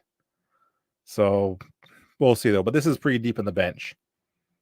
So could be one of those things that they come out with that is kind of sandwiched around a movie that either miss or whatever, miss or hit. Who knows exactly? Oh, I hear the microphone coming back. Did you run out of juice? Oh, yeah. Yeah, he ran out of juice. He's going to put another quarter of the meter. But like I said, it's pretty deep in the bench. Oh, yeah, I hear you now, bud. Okay. Okay. That's why I bought two of them. Huh. I got a pair too. Yeah. But like I said, it's deep in the bench. I think it's not going to appeal to what people expect. I think it's going to be a good show that no one's going to watch. Yeah. Once people find out that it's probably a prequel or something, or that it does not have Wonder Woman in it, they'll bail out after maybe 1 or 2 episodes. Or people just won't put 2 and 2 together to find out that this Paradise Lost, Themyscira show is about anything related to Wonder Woman. Yep, 100%. This is Paradise Lost, which is nothing. And bring up the tail end, Booster Gold.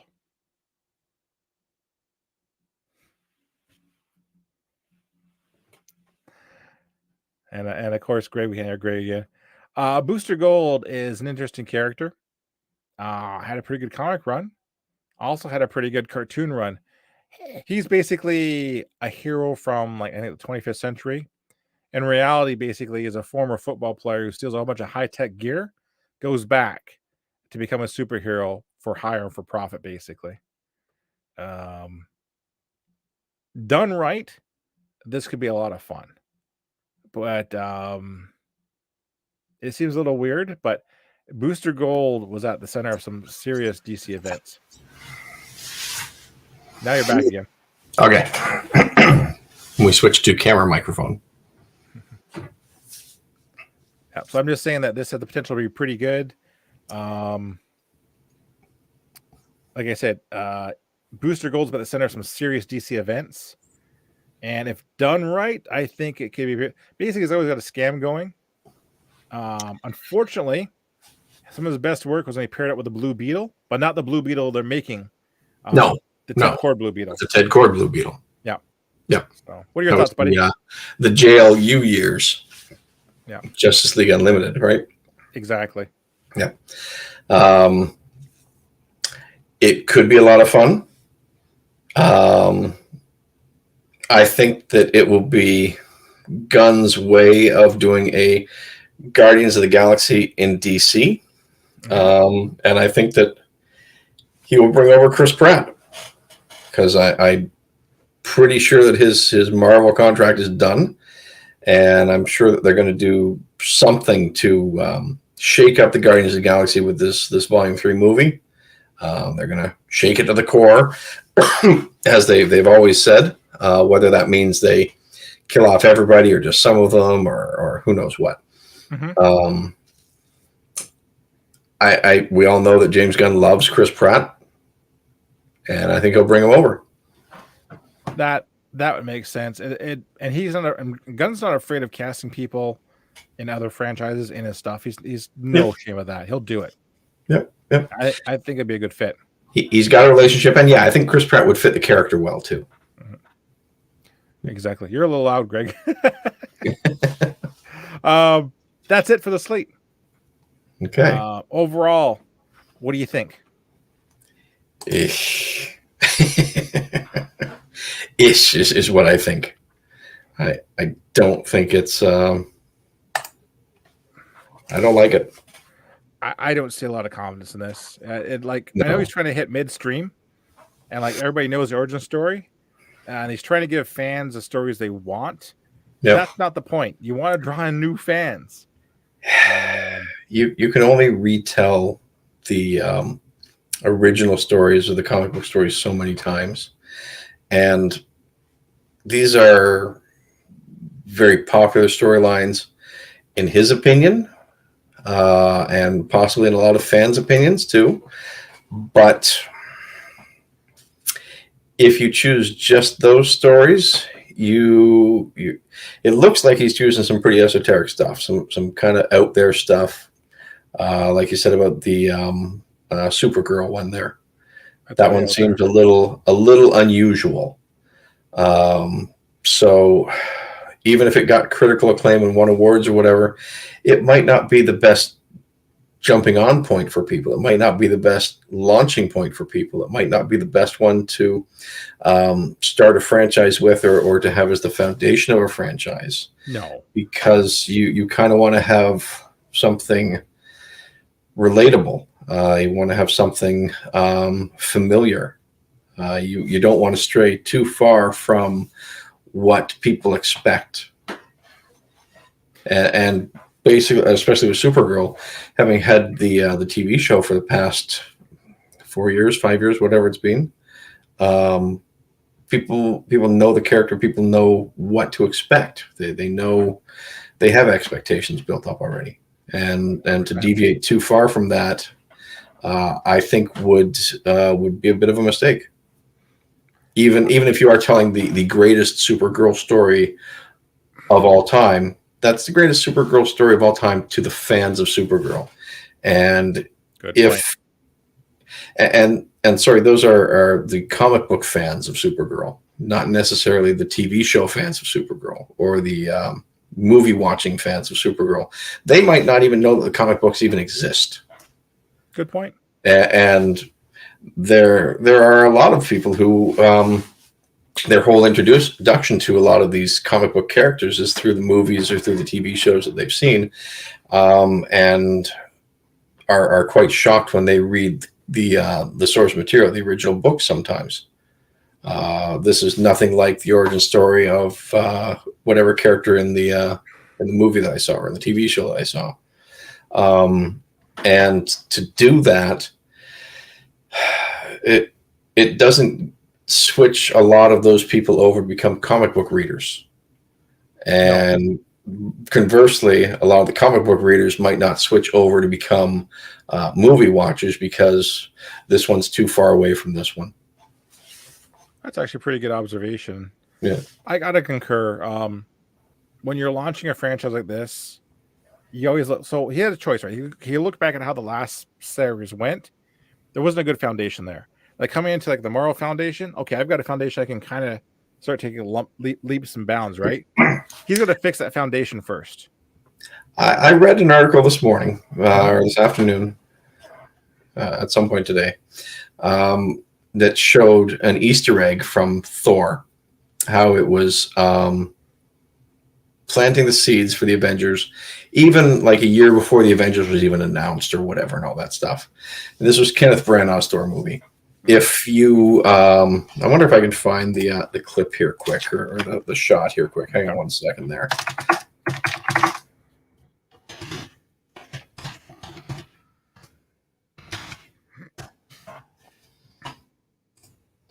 Yeah, here we go. Hang on a second. I'll throw up a screen share. I'm going to, yeah.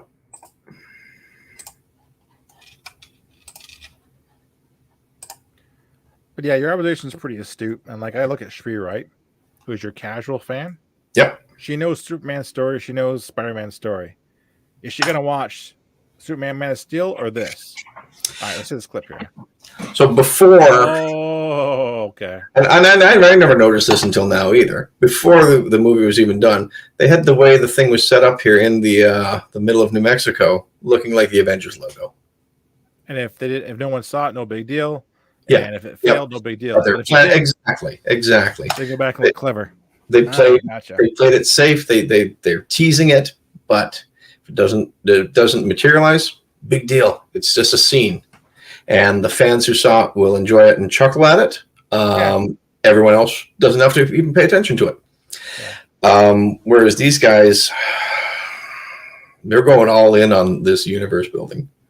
And maybe they should go back to the Marvel way where let's try it. If it doesn't work, oh well. Yeah.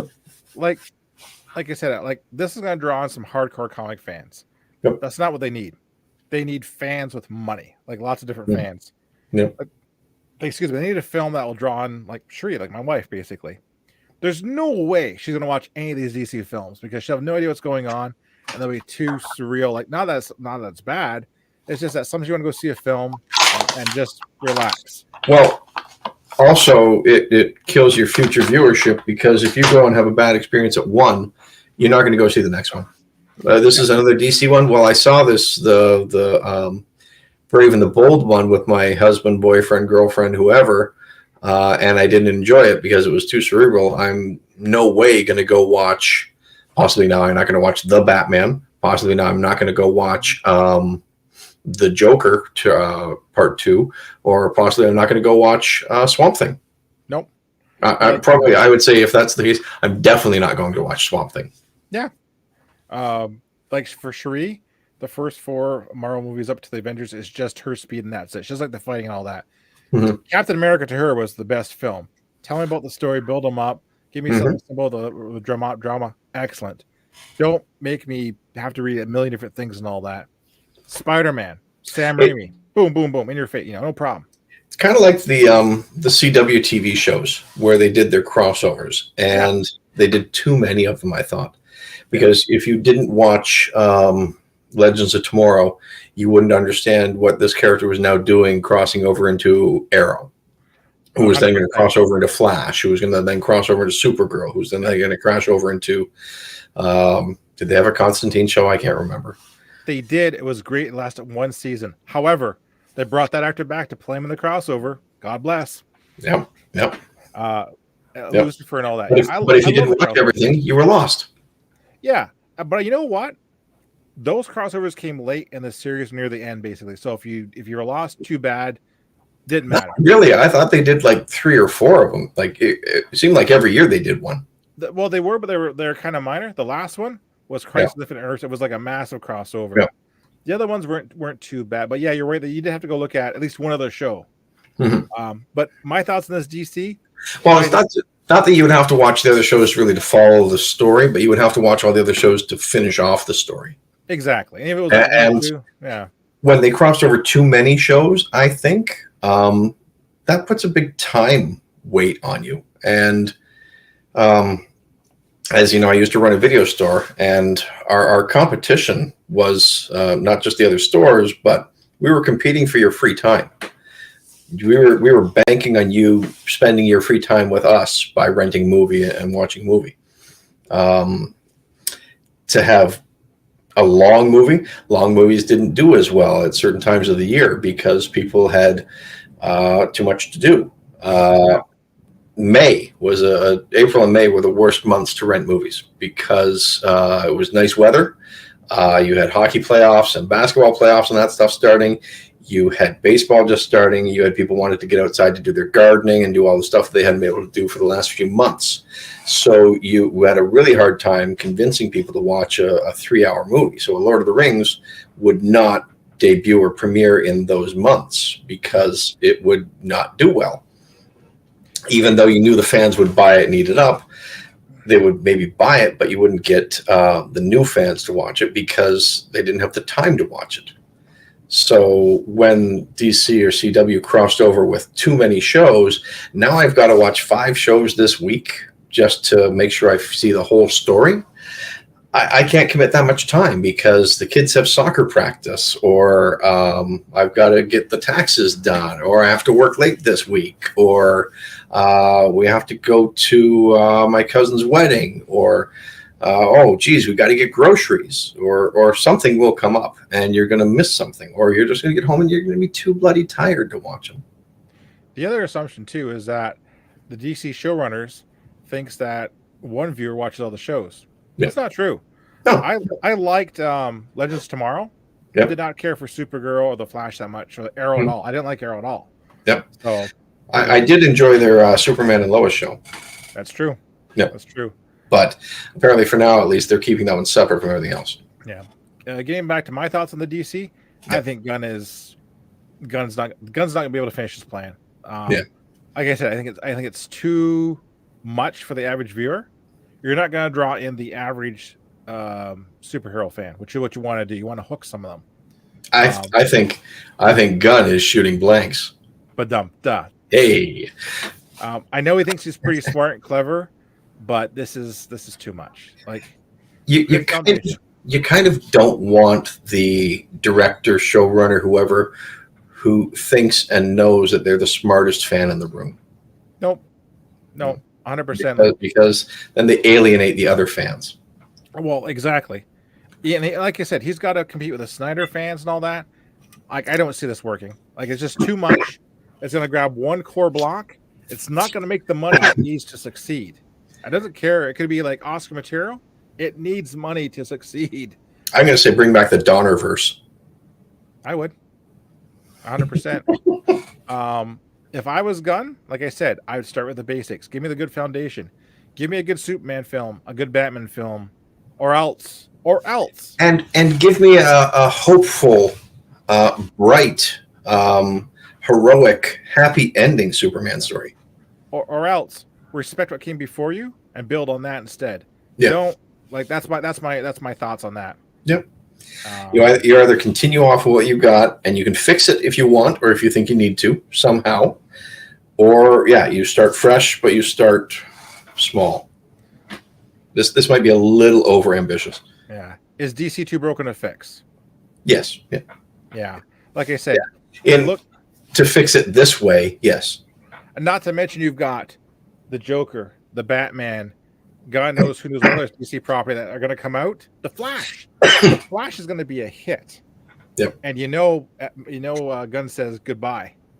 Yeah. Like the Flash is going to be a hit. It's going to make money. Yeah. So you've got, like I said, you got that studio stream going. You've got Guns going. You've got another one I could tell going, and like I said, it's broken.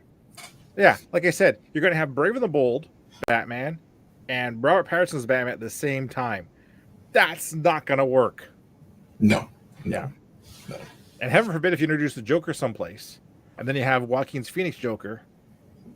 You know, and which Joker do you introduce? You definitely don't introduce Jared Leto. No, 100%. No. Yeah. Do you bring over Phoenix's Joker to kind of keep it similar, even though they're completely different universes and completely different takes, and No. one is a much more cerebral, mature, not a supervillain one. That's the problem. Joaquin Phoenix is now a supervillain. He's just a guy who had a bad day and has descended to chaos. Yeah. He would not work in these films as a villain. Yeah. There's no way he's going to set traps for Robert Pattinson's Batman or Batman. There's no way he's going to do that. That's not his style. Yeah. So I think this is going to crash and burn probably about 3 movies in, whatever kind of thing. It'll go away and there'll be basically a 2-year reset and then something else come out again. But I think it's going to crash and burn. That's how it's going to be fixed. It has to basically be ground to the dust and brought back. As I recall, some of the more popular comic books lately that maybe not more popular, but they had their own popularity, were some of the crossover comic books where they had Batman 66, Superman 79, and Wonder Woman whatever year Linda Carter was. Huh. And they mashed up and merged those universes and those characters. And that was fun because the fans liked Adam West. They liked Christopher Reeve. They liked Linda Carter. Exactly. There's that branch of but they started out completely separate. Mm-hmm. So you could then do that and have your movies completely separate and then merge them naturally if you wanted to, if you needed to. You might not even have to. It's the Marvel formula. Yeah. Give you 3 solid standalone films that slowly introduce the characters, bring them together, and then start playing the toy box. Look at Spider-Man. Yep. When Tom Holland came, someone said, "We've seen Uncle Ben die enough. He doesn't have to. Let's do it this way," and that works. Yeah. I'm that. Yeah. We don't he dies. We don't have to tell Spider-Man's origin story again, which I'm completely okay with. Yep. Yeah. That's why I kind of think when they do Fantastic Four, they won't do their origin story. Let's talk about Fantastic Four. Yep. So, ramble on here. Fantastic Four. Hopefully, it'll be good. Finally, it's under the Marvel banner. It'll be back with the House of Ideas. It will be in the MCU. Who knows who they will cast? There's talk that John Krasinski will be or will not be Mr. Fantastic after his. More, it will not be. Yeah. Only because people have had that. I think he's too big for the role. Yeah. And some people actually said, I don't like what he did in Multiverse. I'm like, whoa. You got him at the last minute. You threw him in there. He didn't have time to build up. I thought it was pretty good. Yeah. Yeah.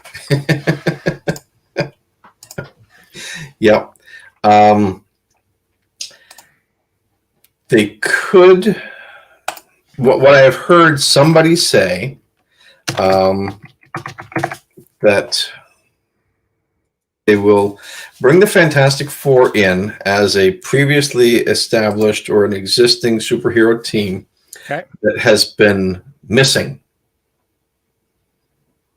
trapped in the quantum verse, quantum realm, trapped somewhere, trapped in the negative zone, who knows what, and then they'll return to Earth somehow, so that they don't have to really tell their origin story, or they can tell their origin story in like a heartbeat. They can tell it as a flashback newsreel or whatever. It'd be I would do it something basically as interviewing one of the Fantastic Four, like a news thing. So let me get this straight: you went in a experimental spaceship, got bored of radiation. That's your powers. That's exactly how it happened. Fascinating. Moving on. You know? I would see it more as whatever happened to the Fantastic Four. Remember those costumed adventurers from the 60s who did a space flight? And they've been missing for 30 years, but where were they when Thanos attacked? Where were they when this happened? How come? What happened to our heroes that we used to know? Yep. Like I said, any way you want. And then they show up again, and time has traveled differently or passed differently from wherever they were, and all that stuff. And then you don't have to have them really old. You don't have to have them whatever. You can just carry it on like that. Yeah, I think they could do it several ways. Like do it that way, the newscast, whatever. It's going to work. And once they're back, don't worry about them not interacting with the other heroes because they never did that in the comics much. Yeah, they didn't need to. Didn't have to. But it would be fun to have them cross over with Spider-Man, to have them cross over with the Avengers. A little bit, yeah. It's inevitable. I mean, that's why you build these universes, and that's why you have these characters. Or even X-Men. Potential to cross over. You know, the most brilliant minds in the universe, which is Mr. Mr. Fantastic and Charles Xavier. Yeah. Like, yeah. How would you'd probably introduce them in the quantum movie? I haven't heard anything. I haven't seen any bother looking at spoilers, so I'm assuming that's not happening. They're not even cast yet at this point. Did you said that they didn't like John Krasinski, his take in the Multiverse of Madness? They didn't like what happened to him or whatever. That's the rumbling. Did you see the action figure they made for him? No. But Earth 83, yeah. I wouldn't mind seeing him again. Like, I thought, I give him more time, whatever. I thought it was kind of cute, but yeah, I think he's gone beyond those kind of roles. But I don't know. Unless he's a fan, in which case, if he's a fan, he'll do it. Exactly. Yeah. The hinging point for him could be if they don't cast Emily Blunt as Sue Storm. Exactly, which I would do anyway, just for stunt casting. Yeah. Now, so we've introduced the Fast and Furious somebody. We brought them back. They brought them to the thing, whatever. It would have been then they have to fight whoever they have to fight. Who do they have to fight? I would say maybe it's too early to have them fight Doctor Doom. I would tease Doctor Doom at the end of the movie like they teased Thanos in the end of the Avengers. I would have them fight the Mole Man or somebody like that. Or a Nihilist or somebody from the negative zone wherever they were trapped for umpteen years. That's a good idea, actually. Just have that come through and then that carries over the story. That would be a good idea. I mean, you could easily write a Nihilist or whoever, Blastar or whatever negative zone villain has broken through and broken free and into our universes is wreaking havoc. Then the Fantastic Four show up. You can even have your little news flashback story say, oh, years ago, the Fantastic Four stopped this guy and banished him to the negative zone. But where have they been since? Yep, that's true. That would work. Itself. Yeah. I think it's going to be good because it's going to be a fresh take. We haven't had a Fantastic Four movie. Like, a lot of the Marvel characters, I think, are a little tired because we've seen too much of them in the last 10 to 11 years. I'm looking forward to it. Yeah. Possibly because they did such long-term contracts with them, so that they would be able to wrap them up and keep them in the roles.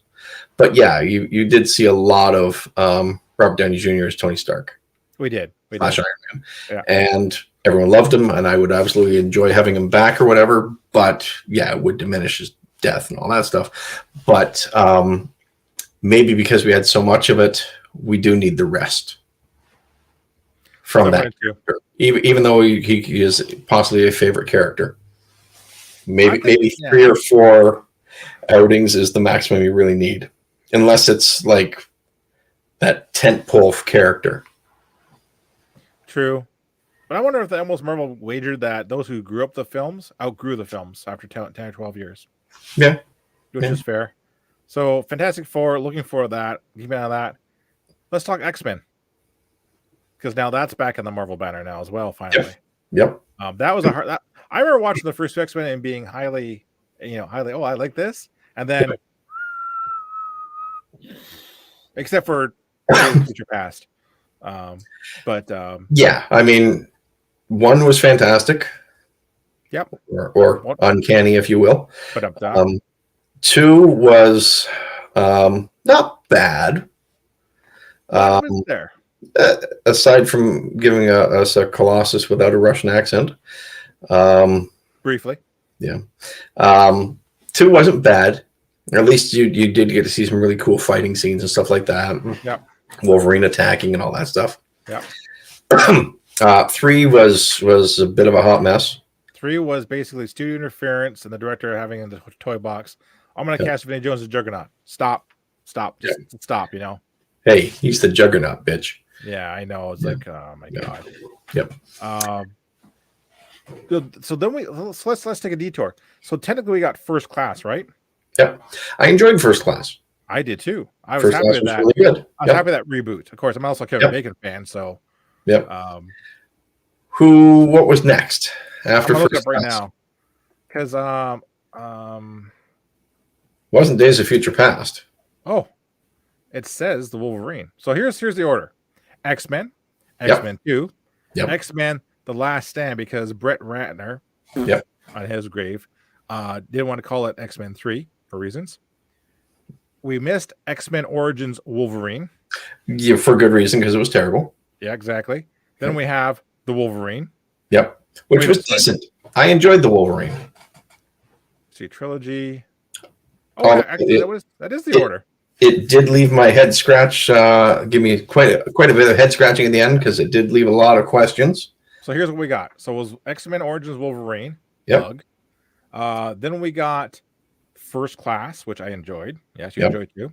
Yep. Then we got the Wolverine. Okay. Yep. Which I said was pretty good. I enjoyed that one for the most part. Then we got X-Men Days of Future Past, which I actually liked. Okay. So that's the order. Yeah.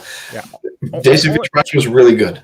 Yeah, I like that. I thought it was a nice way to link up the original cast and the First Class cast.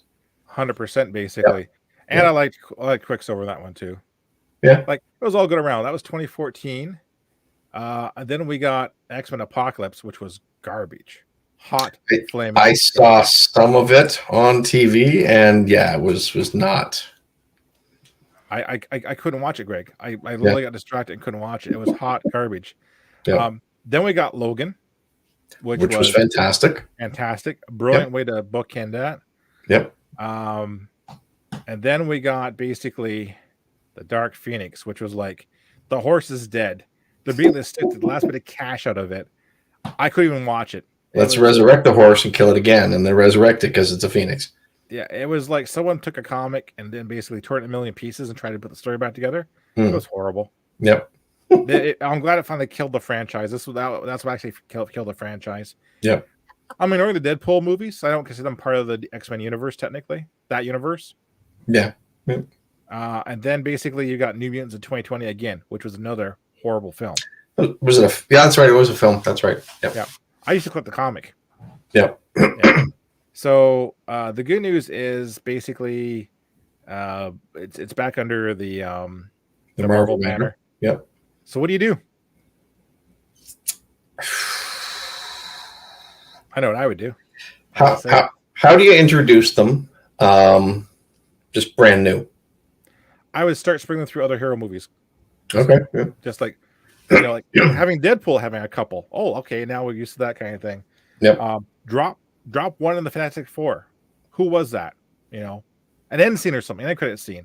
If I really wanted to be super bold, I would start dropping X-Men in end credit scenes, 2 or 3 of them, and then. Do you? Well, you don't do that. You do this. Well, yeah, exactly. Do you X-Men or do you do mutants?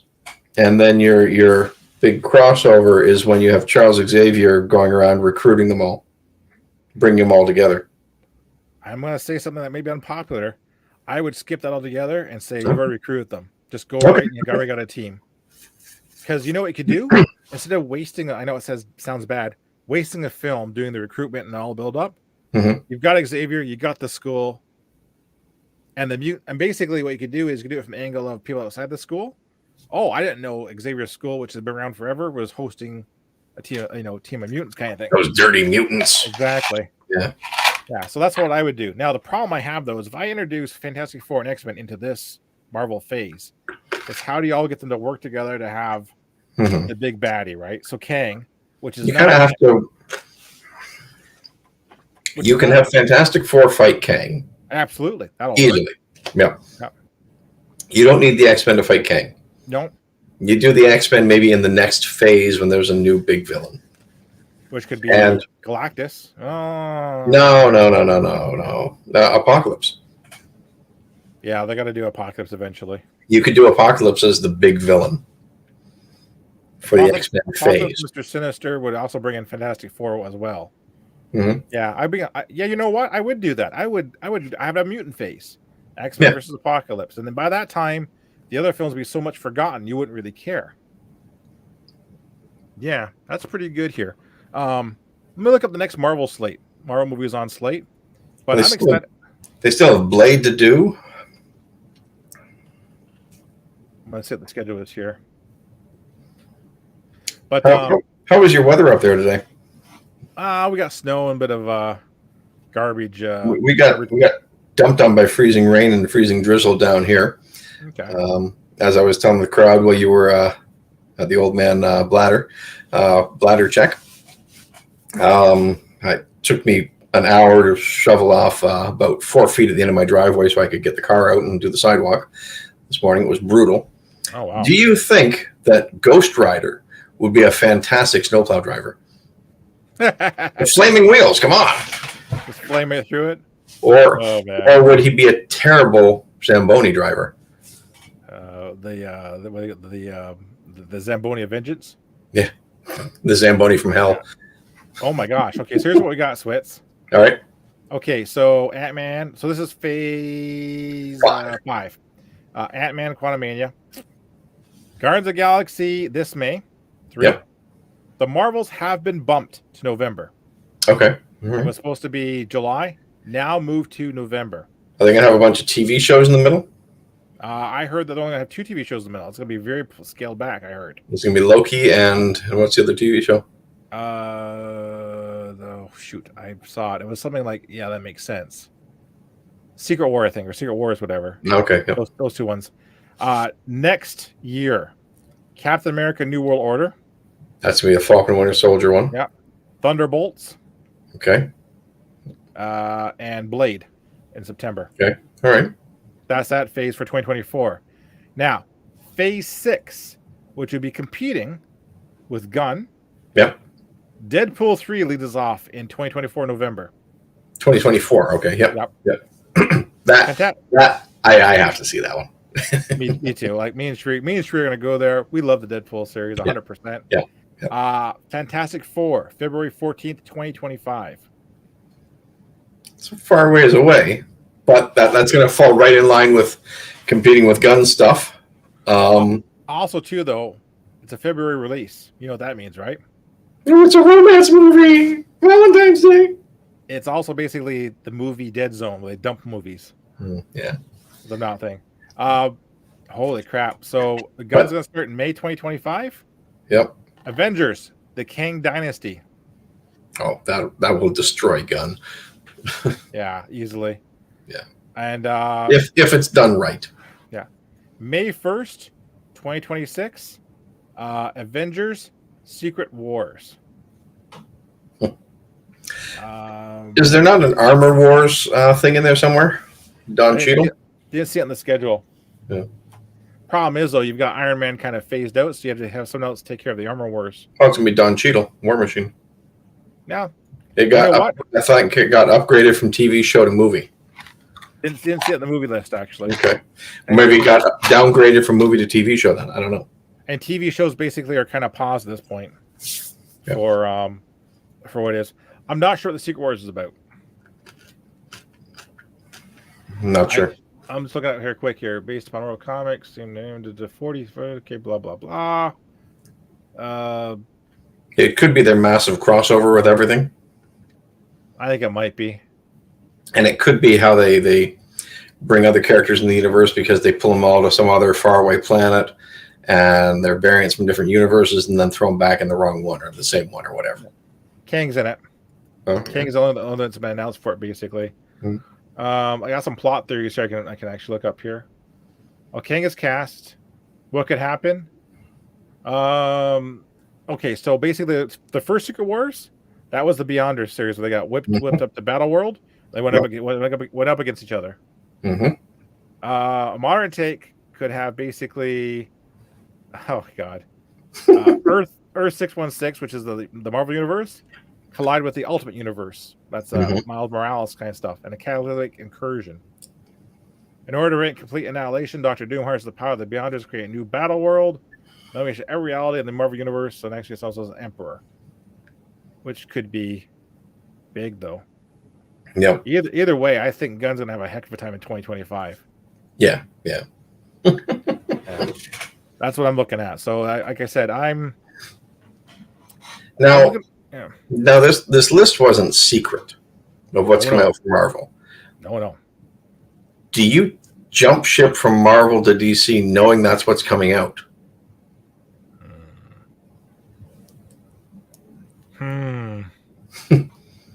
I got to say no. Do you think it's a good idea to move from Marvel to DC? Not yet. To go up against that stuff? No.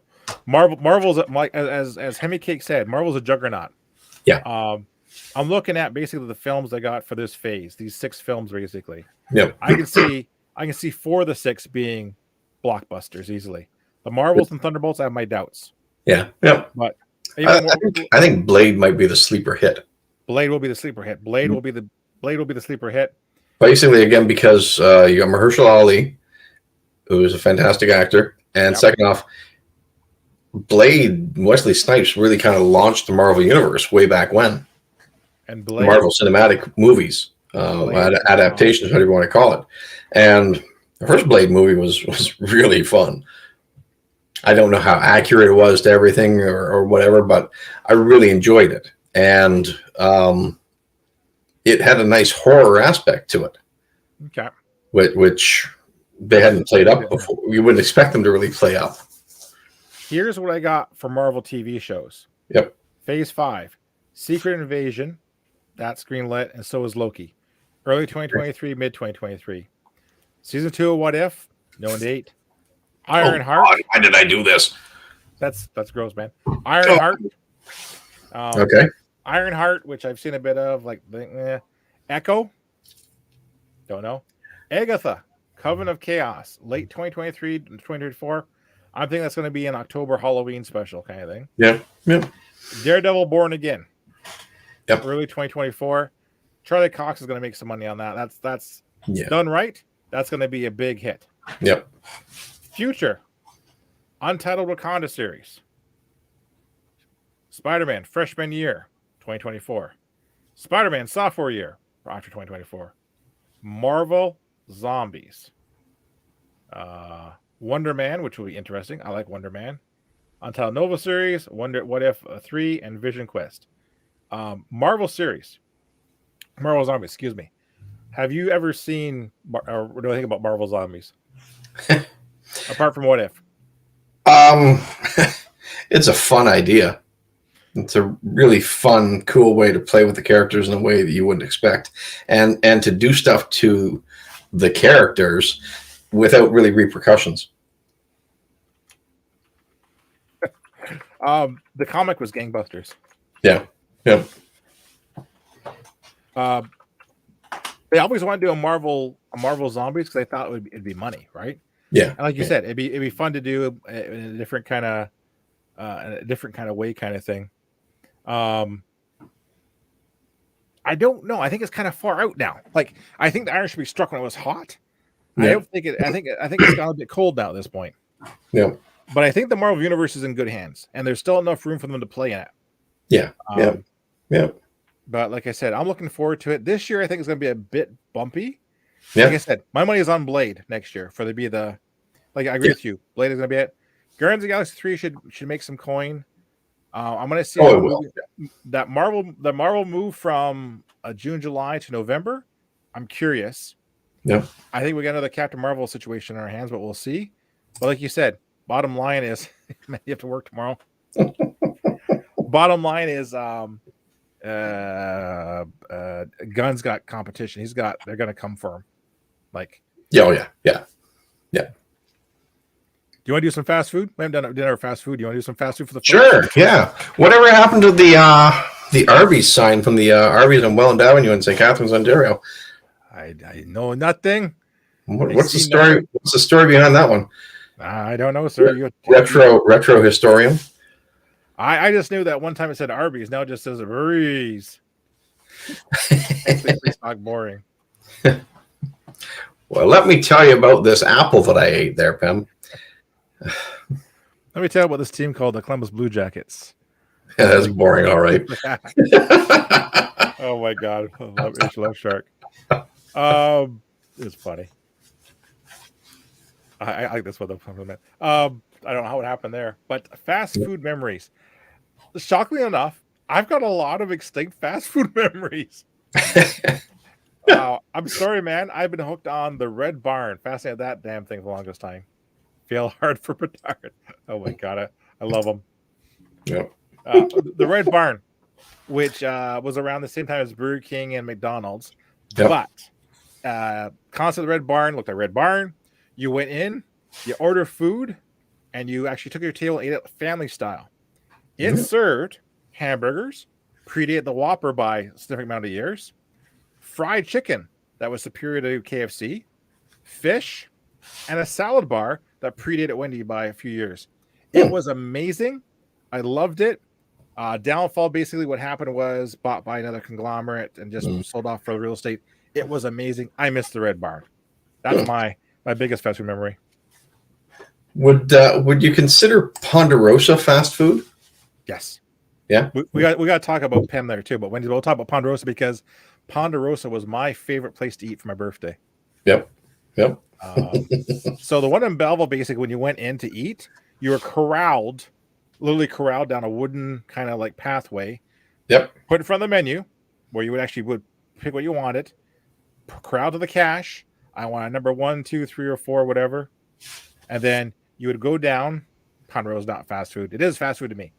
And they would cook your steak while you were getting the rest of your stuff, like, your Jello, which was always kind of like had skin on it, and your drinks and all that. And you'd sit down and you'd get your steak. Later on, they had that salad bar with the fake cheese and rice. I loved it. I don't care if it says I loved it and I miss it. Yep. Ponderosa.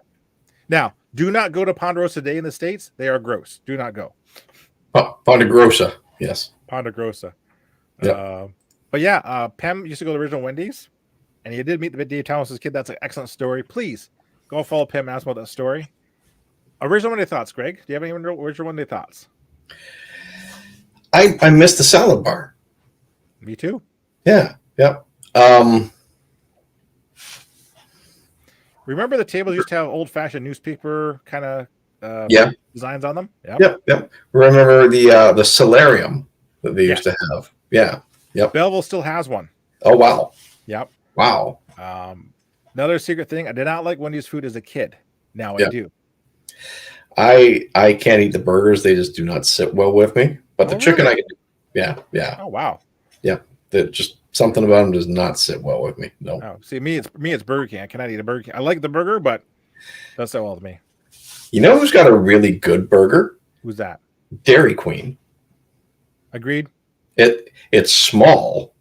It's also cheap, but it's really good. Like they've got that flame broiled taste. Dairy Queen, please sponsor us. $8 for a cheeseburger combo with a drink. The natural square burger. They don't cut corners at Wendy's. Yeah. Wendy's, like I said, I remember that as a kid. Dairy Queen, we didn't. It was kind of funny because Dairy Queen, the big ones had a brazier and some didn't. So you always saw that brazier on it. Yep. DQ does the hot dog well. 100%. I'm a sucker for a good hot dog.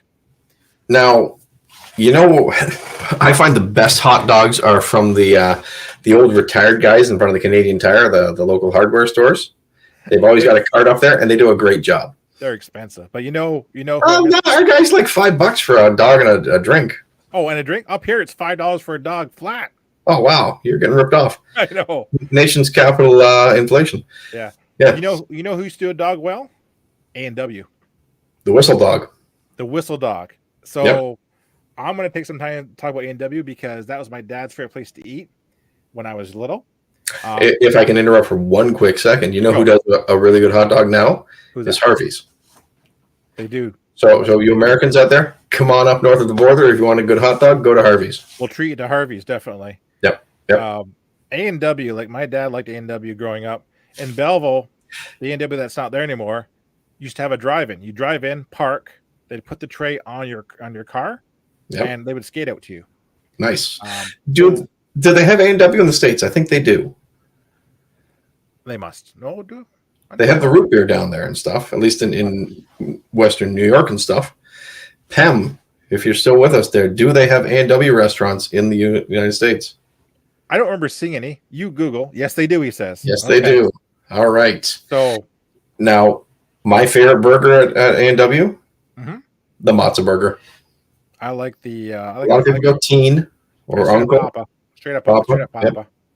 So I go matzo. The The mozzarella cheese is a nice switch.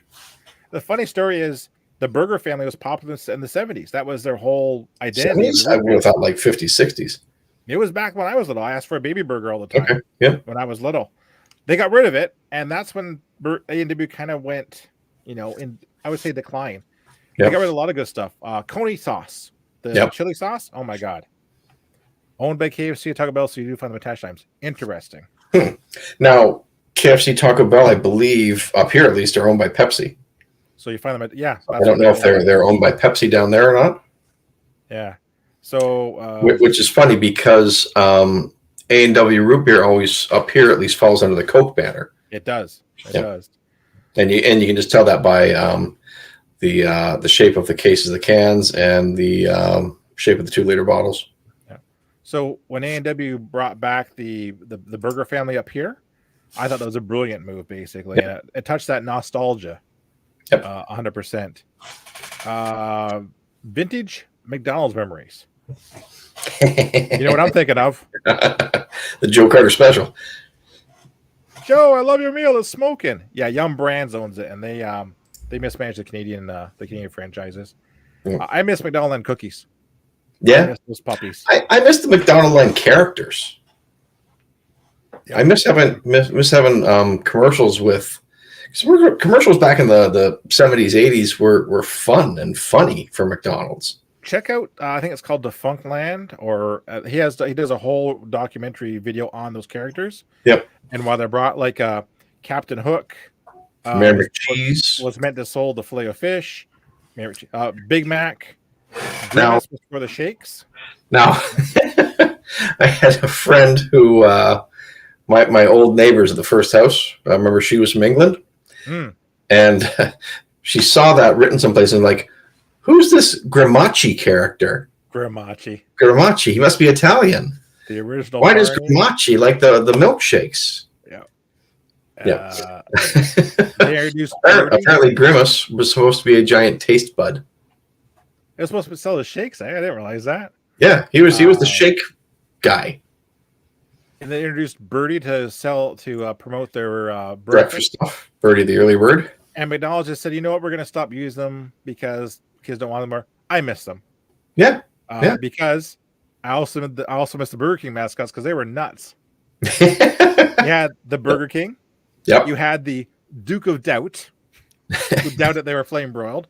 You had Sir Shakes a lot, who shook like a maniac. You had some kind of fry robot. I remember the fry robot. And you had, in some restaurants, I swear to God, a burger on the wall that talked to you. The Magic Burger, or whatever it's called. McDonald's had the Hamburglar. Yep. Oh yeah, I miss all those characters. And Chief Big Mac, I think it was. Just Big Mac, they called him. He was a cop. Yep. Yeah, I miss all those characters. I miss those fast food characters. 100%. Yeah. The Nugget Buddies. Yep. Please don't make that shake gesture anymore, Gutty. He's got a shake weight for later on tonight. Go to bed. Just to lose those pounds from the milkshakes. But yeah, I miss those. And another thing I miss from those fast food is all those crazy. What's that?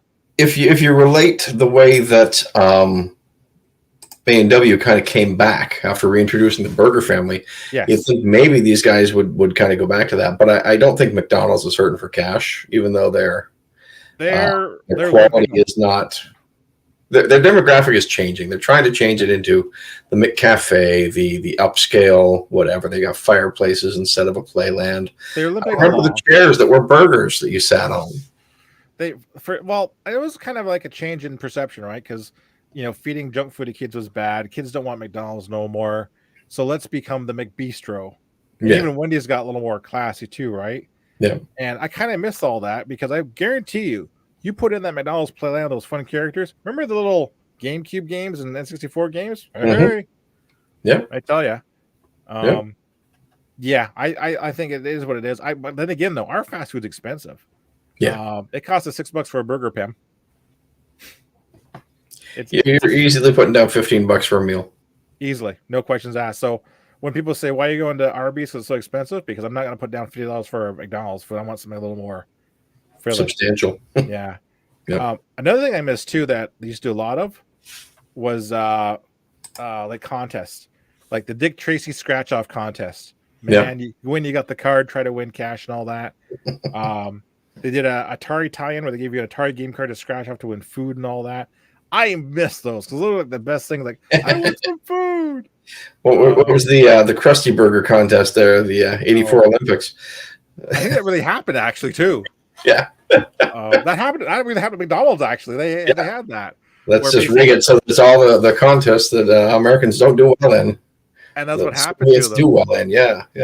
What was the thing I was thinking of too? The scratches. Oh, I just saw something. But yeah, the scratch games. I love the scratch games. Like, give me those cards and all that, and even Burger King had the little peel offs with Star Wars and all that. But now we do that stupid Monopoly, which I don't think is exciting. One of the ones I miss was Trivial Pursuit, Disney Trivial Pursuit, and you can win over like 45 different prizes. Wow! We won a grumpy hat on this win. We had it for a long time. I won a grumpy hat. It's like way up there. Like I said, just like a free fry or whatever. But I miss those promotions. Those were like, screw Monopoly. Monopoly is boring. Give me those scratch offs back then. I'm trying to think. I had something that just was there and it kind of just poofed again. We're talking about the McDonald's, the scratches, and fast food isn't here anymore. Oh man. Like I said, the Red Barn is gone. Yep. Mr. Sub's still around? Yes. Yep. Okay. And Mr. Sub, I actually tweeted this out there the other night, talking about the digital board ads in the NHL games and how stupid they are. Because if people are watching the stream or whatever, say Pem is watching the stream in Ohio, or somebody in Chicago is watching the stream on Hockey Night in Canada and seeing these digital board ads for Mr. Sub, you're never going to find a Mr. Sub in Chicago. No, you're not going to find a Sub in Chicago. Last week, they were all over there. It's like, who's going to watch this and think, oh, I'm going to go to Mr. Sub. This looks like it must be a good place. They're spending money. They're advertising on Hockey Night in Canada on the Leafs game. Whew. Yeah, or sorry, the Blackhawks game, because they were the home team. Oh, 100%. Yeah. Mr. Sub's still a lot better than Subway, I think. I would kill for Mr. Sub meatball. I was going to say the meatball sub is the best. Yeah, Subway. I've had Subway recently. It's Subway's garbage. It's crashed. It's not like it used to be. And even though they fixed it, Subway still doesn't know how to cut their buns. No. Mr. Subway right in half. Jeez. Yeah, Mr. Sub was superior. Yep. They can show national ads on TV and not local stuff on the hard boards. That's true. Yep. But really, if you look at the old sticker ads on the boards, they were all nationals anyway. They were the only ones who could afford it. PlayStation and banks and insurance agencies and stuff like that. They were the only ones who could afford them. Subway's gross. Yeah, Subway's gross, period. Not only is their food gross, the way they manage their franchisees is absolutely disgusting. Do they still have Jared around? No, he's in jail. Yeah. But they will plunk another franchisee right next to another franchisee just so that guy can make the real estate guy can make money. Yeah. They will not get them. Like Subway is absolutely horrible. Like it's cheap to get a Subway franchise. There's a reason why it's cheap to get a Subway franchise, because they do not really support you. Yeah. I remember all the Happy Meal toys too were a lot better, like the zip back cars and all the really crazy stuff that were, a lot of fun. No, Jared's in jail. That's confirmed. Oh, he is. Yeah, I knew that. Yeah. Yeah. Still though, when I go to the States, we call up here the fast food tour. We try to head stuff to like In-N-Out Burgers, Whataburgers. Anything we can't get up here, we try to head you down White there. Castles. I've never had White Castle. I haven't had a White Castle yet either. Haven't had an In-N-Out Burger. I had a chance, but I missed it. Yep. I have not had PJ Chang's, the Chinese food one. I haven't had that. PF Chang, isn't it? Yeah, PF Chang. I had Panda Express. Okay. That's damn good. That's damn good Chinese. It's really good, actually. No, so when we go to the States, it's basically fast food tour. Is what we try to. Is that wise with the price of healthcare? Yeah. Fill yourself up on cholesterol and calories. Oh my god! On the way down to. I'm trying to think what other fast food stuff we've had on our. Yeah, Subway Fringe was horrible last week. Tonight did a great show on Subway. They are trash. They are absolute trash. It's like our Pizza up here. A pizza will open up a pizza right next to one another and not give a damn. Of course, pizza is like worse than Domino's. Pizza is only good at like 3 a.m. drunk pizza. Pretty much. Yeah. Pretty much. It's, although I did get their heart-shaped pizza for Valentine's Day because at least pizza loves me. That's the closest drunk you're going to get. I think any other fast food memories that really pop into my head, but those are the ones that can really, really stick out. Well, one of my fast food hacks was the lunch buffet from Pizza Hut. Was fantastic. Yes. And you could get it to take out, and they would give you like a box, and you would fill up whatever. Use the breadsticks to make dividers so you can get the pasta and the salad and everything, keep it separate from the pizza. You can stack pizza in several layers, and with the bacon bits from the salad bar, any pizza is a bacon pizza. There you go. I know what I was going to tell you. It's a fast food memory, but it's a story I heard from a friend. That was great. I remember that. It's about Grimace, actually. So he went to school in the States in Pennsylvania. He's part of a fraternity. And one night he's laying in bed and he feels a draft. So he kind of wakes up a bit and he's kind of blinking. And in the shadow, he sees this large Grimace face leering over him and he screams. What had happened was some of the frat brothers had gone down local McDonald's, got drunk, stole the Grimace that was out front, brought it back, were hoisted onto the roof, and snapped and swung through and smashed his window into his room. He goes, that's why I can never look at Grimace. He goes, I cannot look at Grimace for this day, he says. He goes, oh, yeah. He goes, oh. Oh. So a lot of people slag on Arby's there, that it's not good food or whatever. I find the food pretty decent. I do. It's a little deviation from the normal burger bun combo. It's not quite a sub. It's not bad. I actually, I don't know what they call it down in the States there, but up here they used to have the Great Canadian, and that's no longer on the menu. No, it's not. But you can order it. The Great Canadian was their lettuce, tomato, roast beef, mustard, pickles, mayonnaise sandwich. I did not know that. And it was really good. I think it's the best way to get your sandwich there. So I was actually at Arby's there last week and ordered that, because you can order it still. It's not on the menu, but they'll make it for you. It's one of the hidden menu things. But the girl said that, yeah, we can make it for you, but we don't have the pickles anymore. They don't carry pickles, apparently, at Arby's, which is unusual. Yeah. I was fine with it because I have pickles in my fridge, and I just added my own to have the complete experience. But Harvey's also now, when you order something with everything, if you want relish on it, you have to ask for relish specifically. I'm wondering if there is a pickle shortage or something going on in the world. Well, what's unusual is Arby's does offer a marketplace sandwich and stuff like that. No pickles, though. No pickles, eh? Yep. They don't carry pickles anymore. At least the one here didn't. Okay. Your mission, should you choose to accept it, is to find a pickle at an Arby. I love Arby's. Again, one of my dad's favorite places to eat. It was a treat to go. Didn't like it when I was young. Now I love it. The au jus, awesome. Yes. Everything. Yep. The chicken is great too. Shree loves it. Everyone. Harvey's, one of the hacks I have at Harvey's is I always would go get a burger and I would get pickles on the side. They would wrap it up for you. Yep. I'd give them to Shree. Big dills. Here you go, Shree. Eat the slice of dills, basically. That's what I would do. They've got an original cowboy hat sign on the Arby's near Pem. Some of those original signs are something to talk about. That's a flex. I think you have to tell this story. I don't remember the story. Is that terrible, Greg? I don't remember the story. What? I don't. It was your story. What happened? I don't remember. It was like your cousin or somebody like that. That's right. That's drunk right. And stole the R off the A off the side of the wall. So my cousin, who was going to school in St. Catharines with us and living with us, was a little bit drunk with her friends one night, went to Arby's and ripped off the R from the wall. So was it the R or the A? They got the R. They couldn't get the A. Okay. They got the R. The R will be smaller. Yeah. And someone came back and stole the S, I think. So it just says Abby, whatever. So Yep. And they replaced them. Yeah. She does not. I think you said the story happened because they got there and they were closed. Yeah.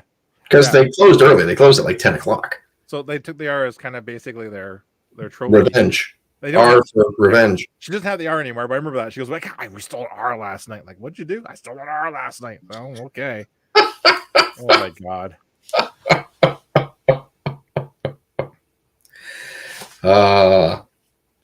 Kevin says he loved Rax. That was his jam. What is Rax? Explain to us when we talk about Kenny Rogers Roasters. Kenny Rogers Roasters was my brother's first real job. I love the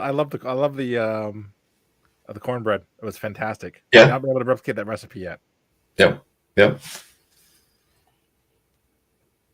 What's fair? It's not. R. R. So what is Rax? R. That's a grown-up joke. I remember that one. Kenny Roger Roasters. Not last too long.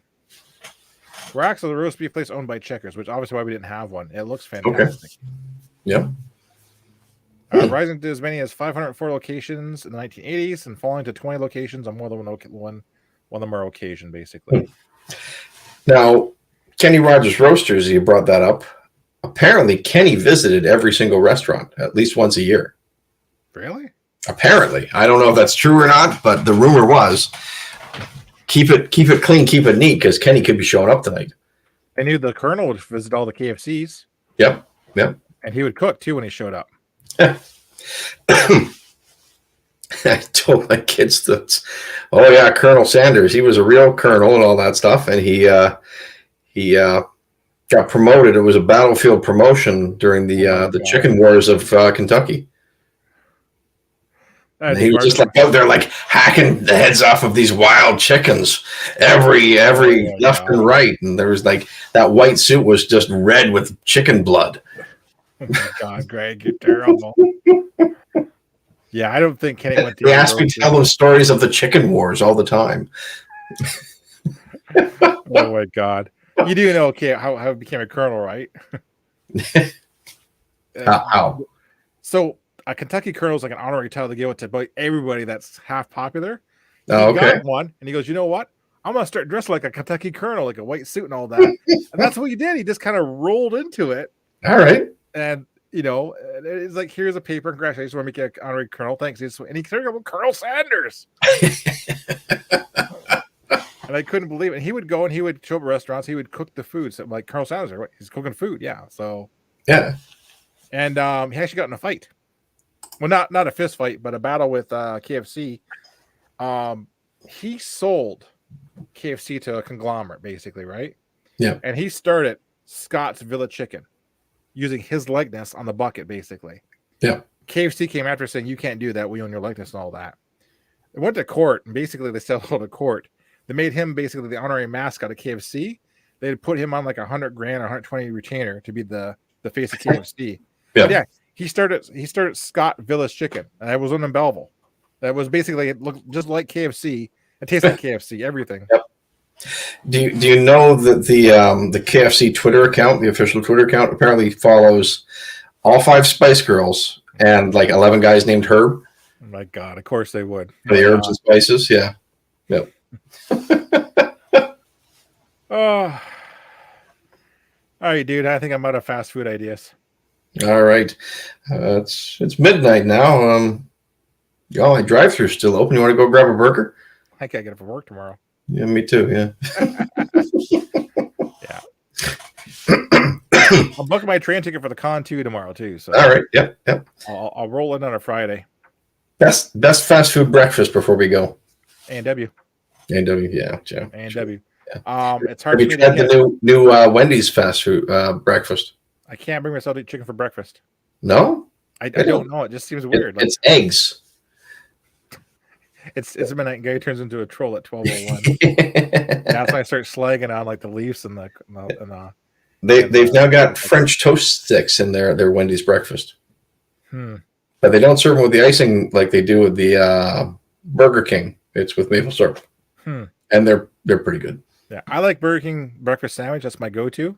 Yep. But it's very hard for me to get because only two in the whole city serve breakfast, and I can't get to that in time. Usually, I have the time, so I get A&W.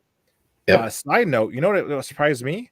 I popped into a new Burger King at Napanee, a smaller footprint than your typical franchise. Mm-hmm. The menu is monstrous. Oh wow! Yeah, so they have Whopper, burger, hamburger. They have the Big King. They have the burger. They have the King quarter pounder, King half pounder. Yep. They've duplicated every burger out there. Huh. I was surprised. Now this is a very Canadian reference because they don't have Harvey's in the States. Harvey's is a fantastic burger place up here. They make your burger how you want it. They have the toppings all in front. You choose whatever you want to put on it and all that stuff or whatever. Mm-hmm. Harvey's used to be inside the Home Depot.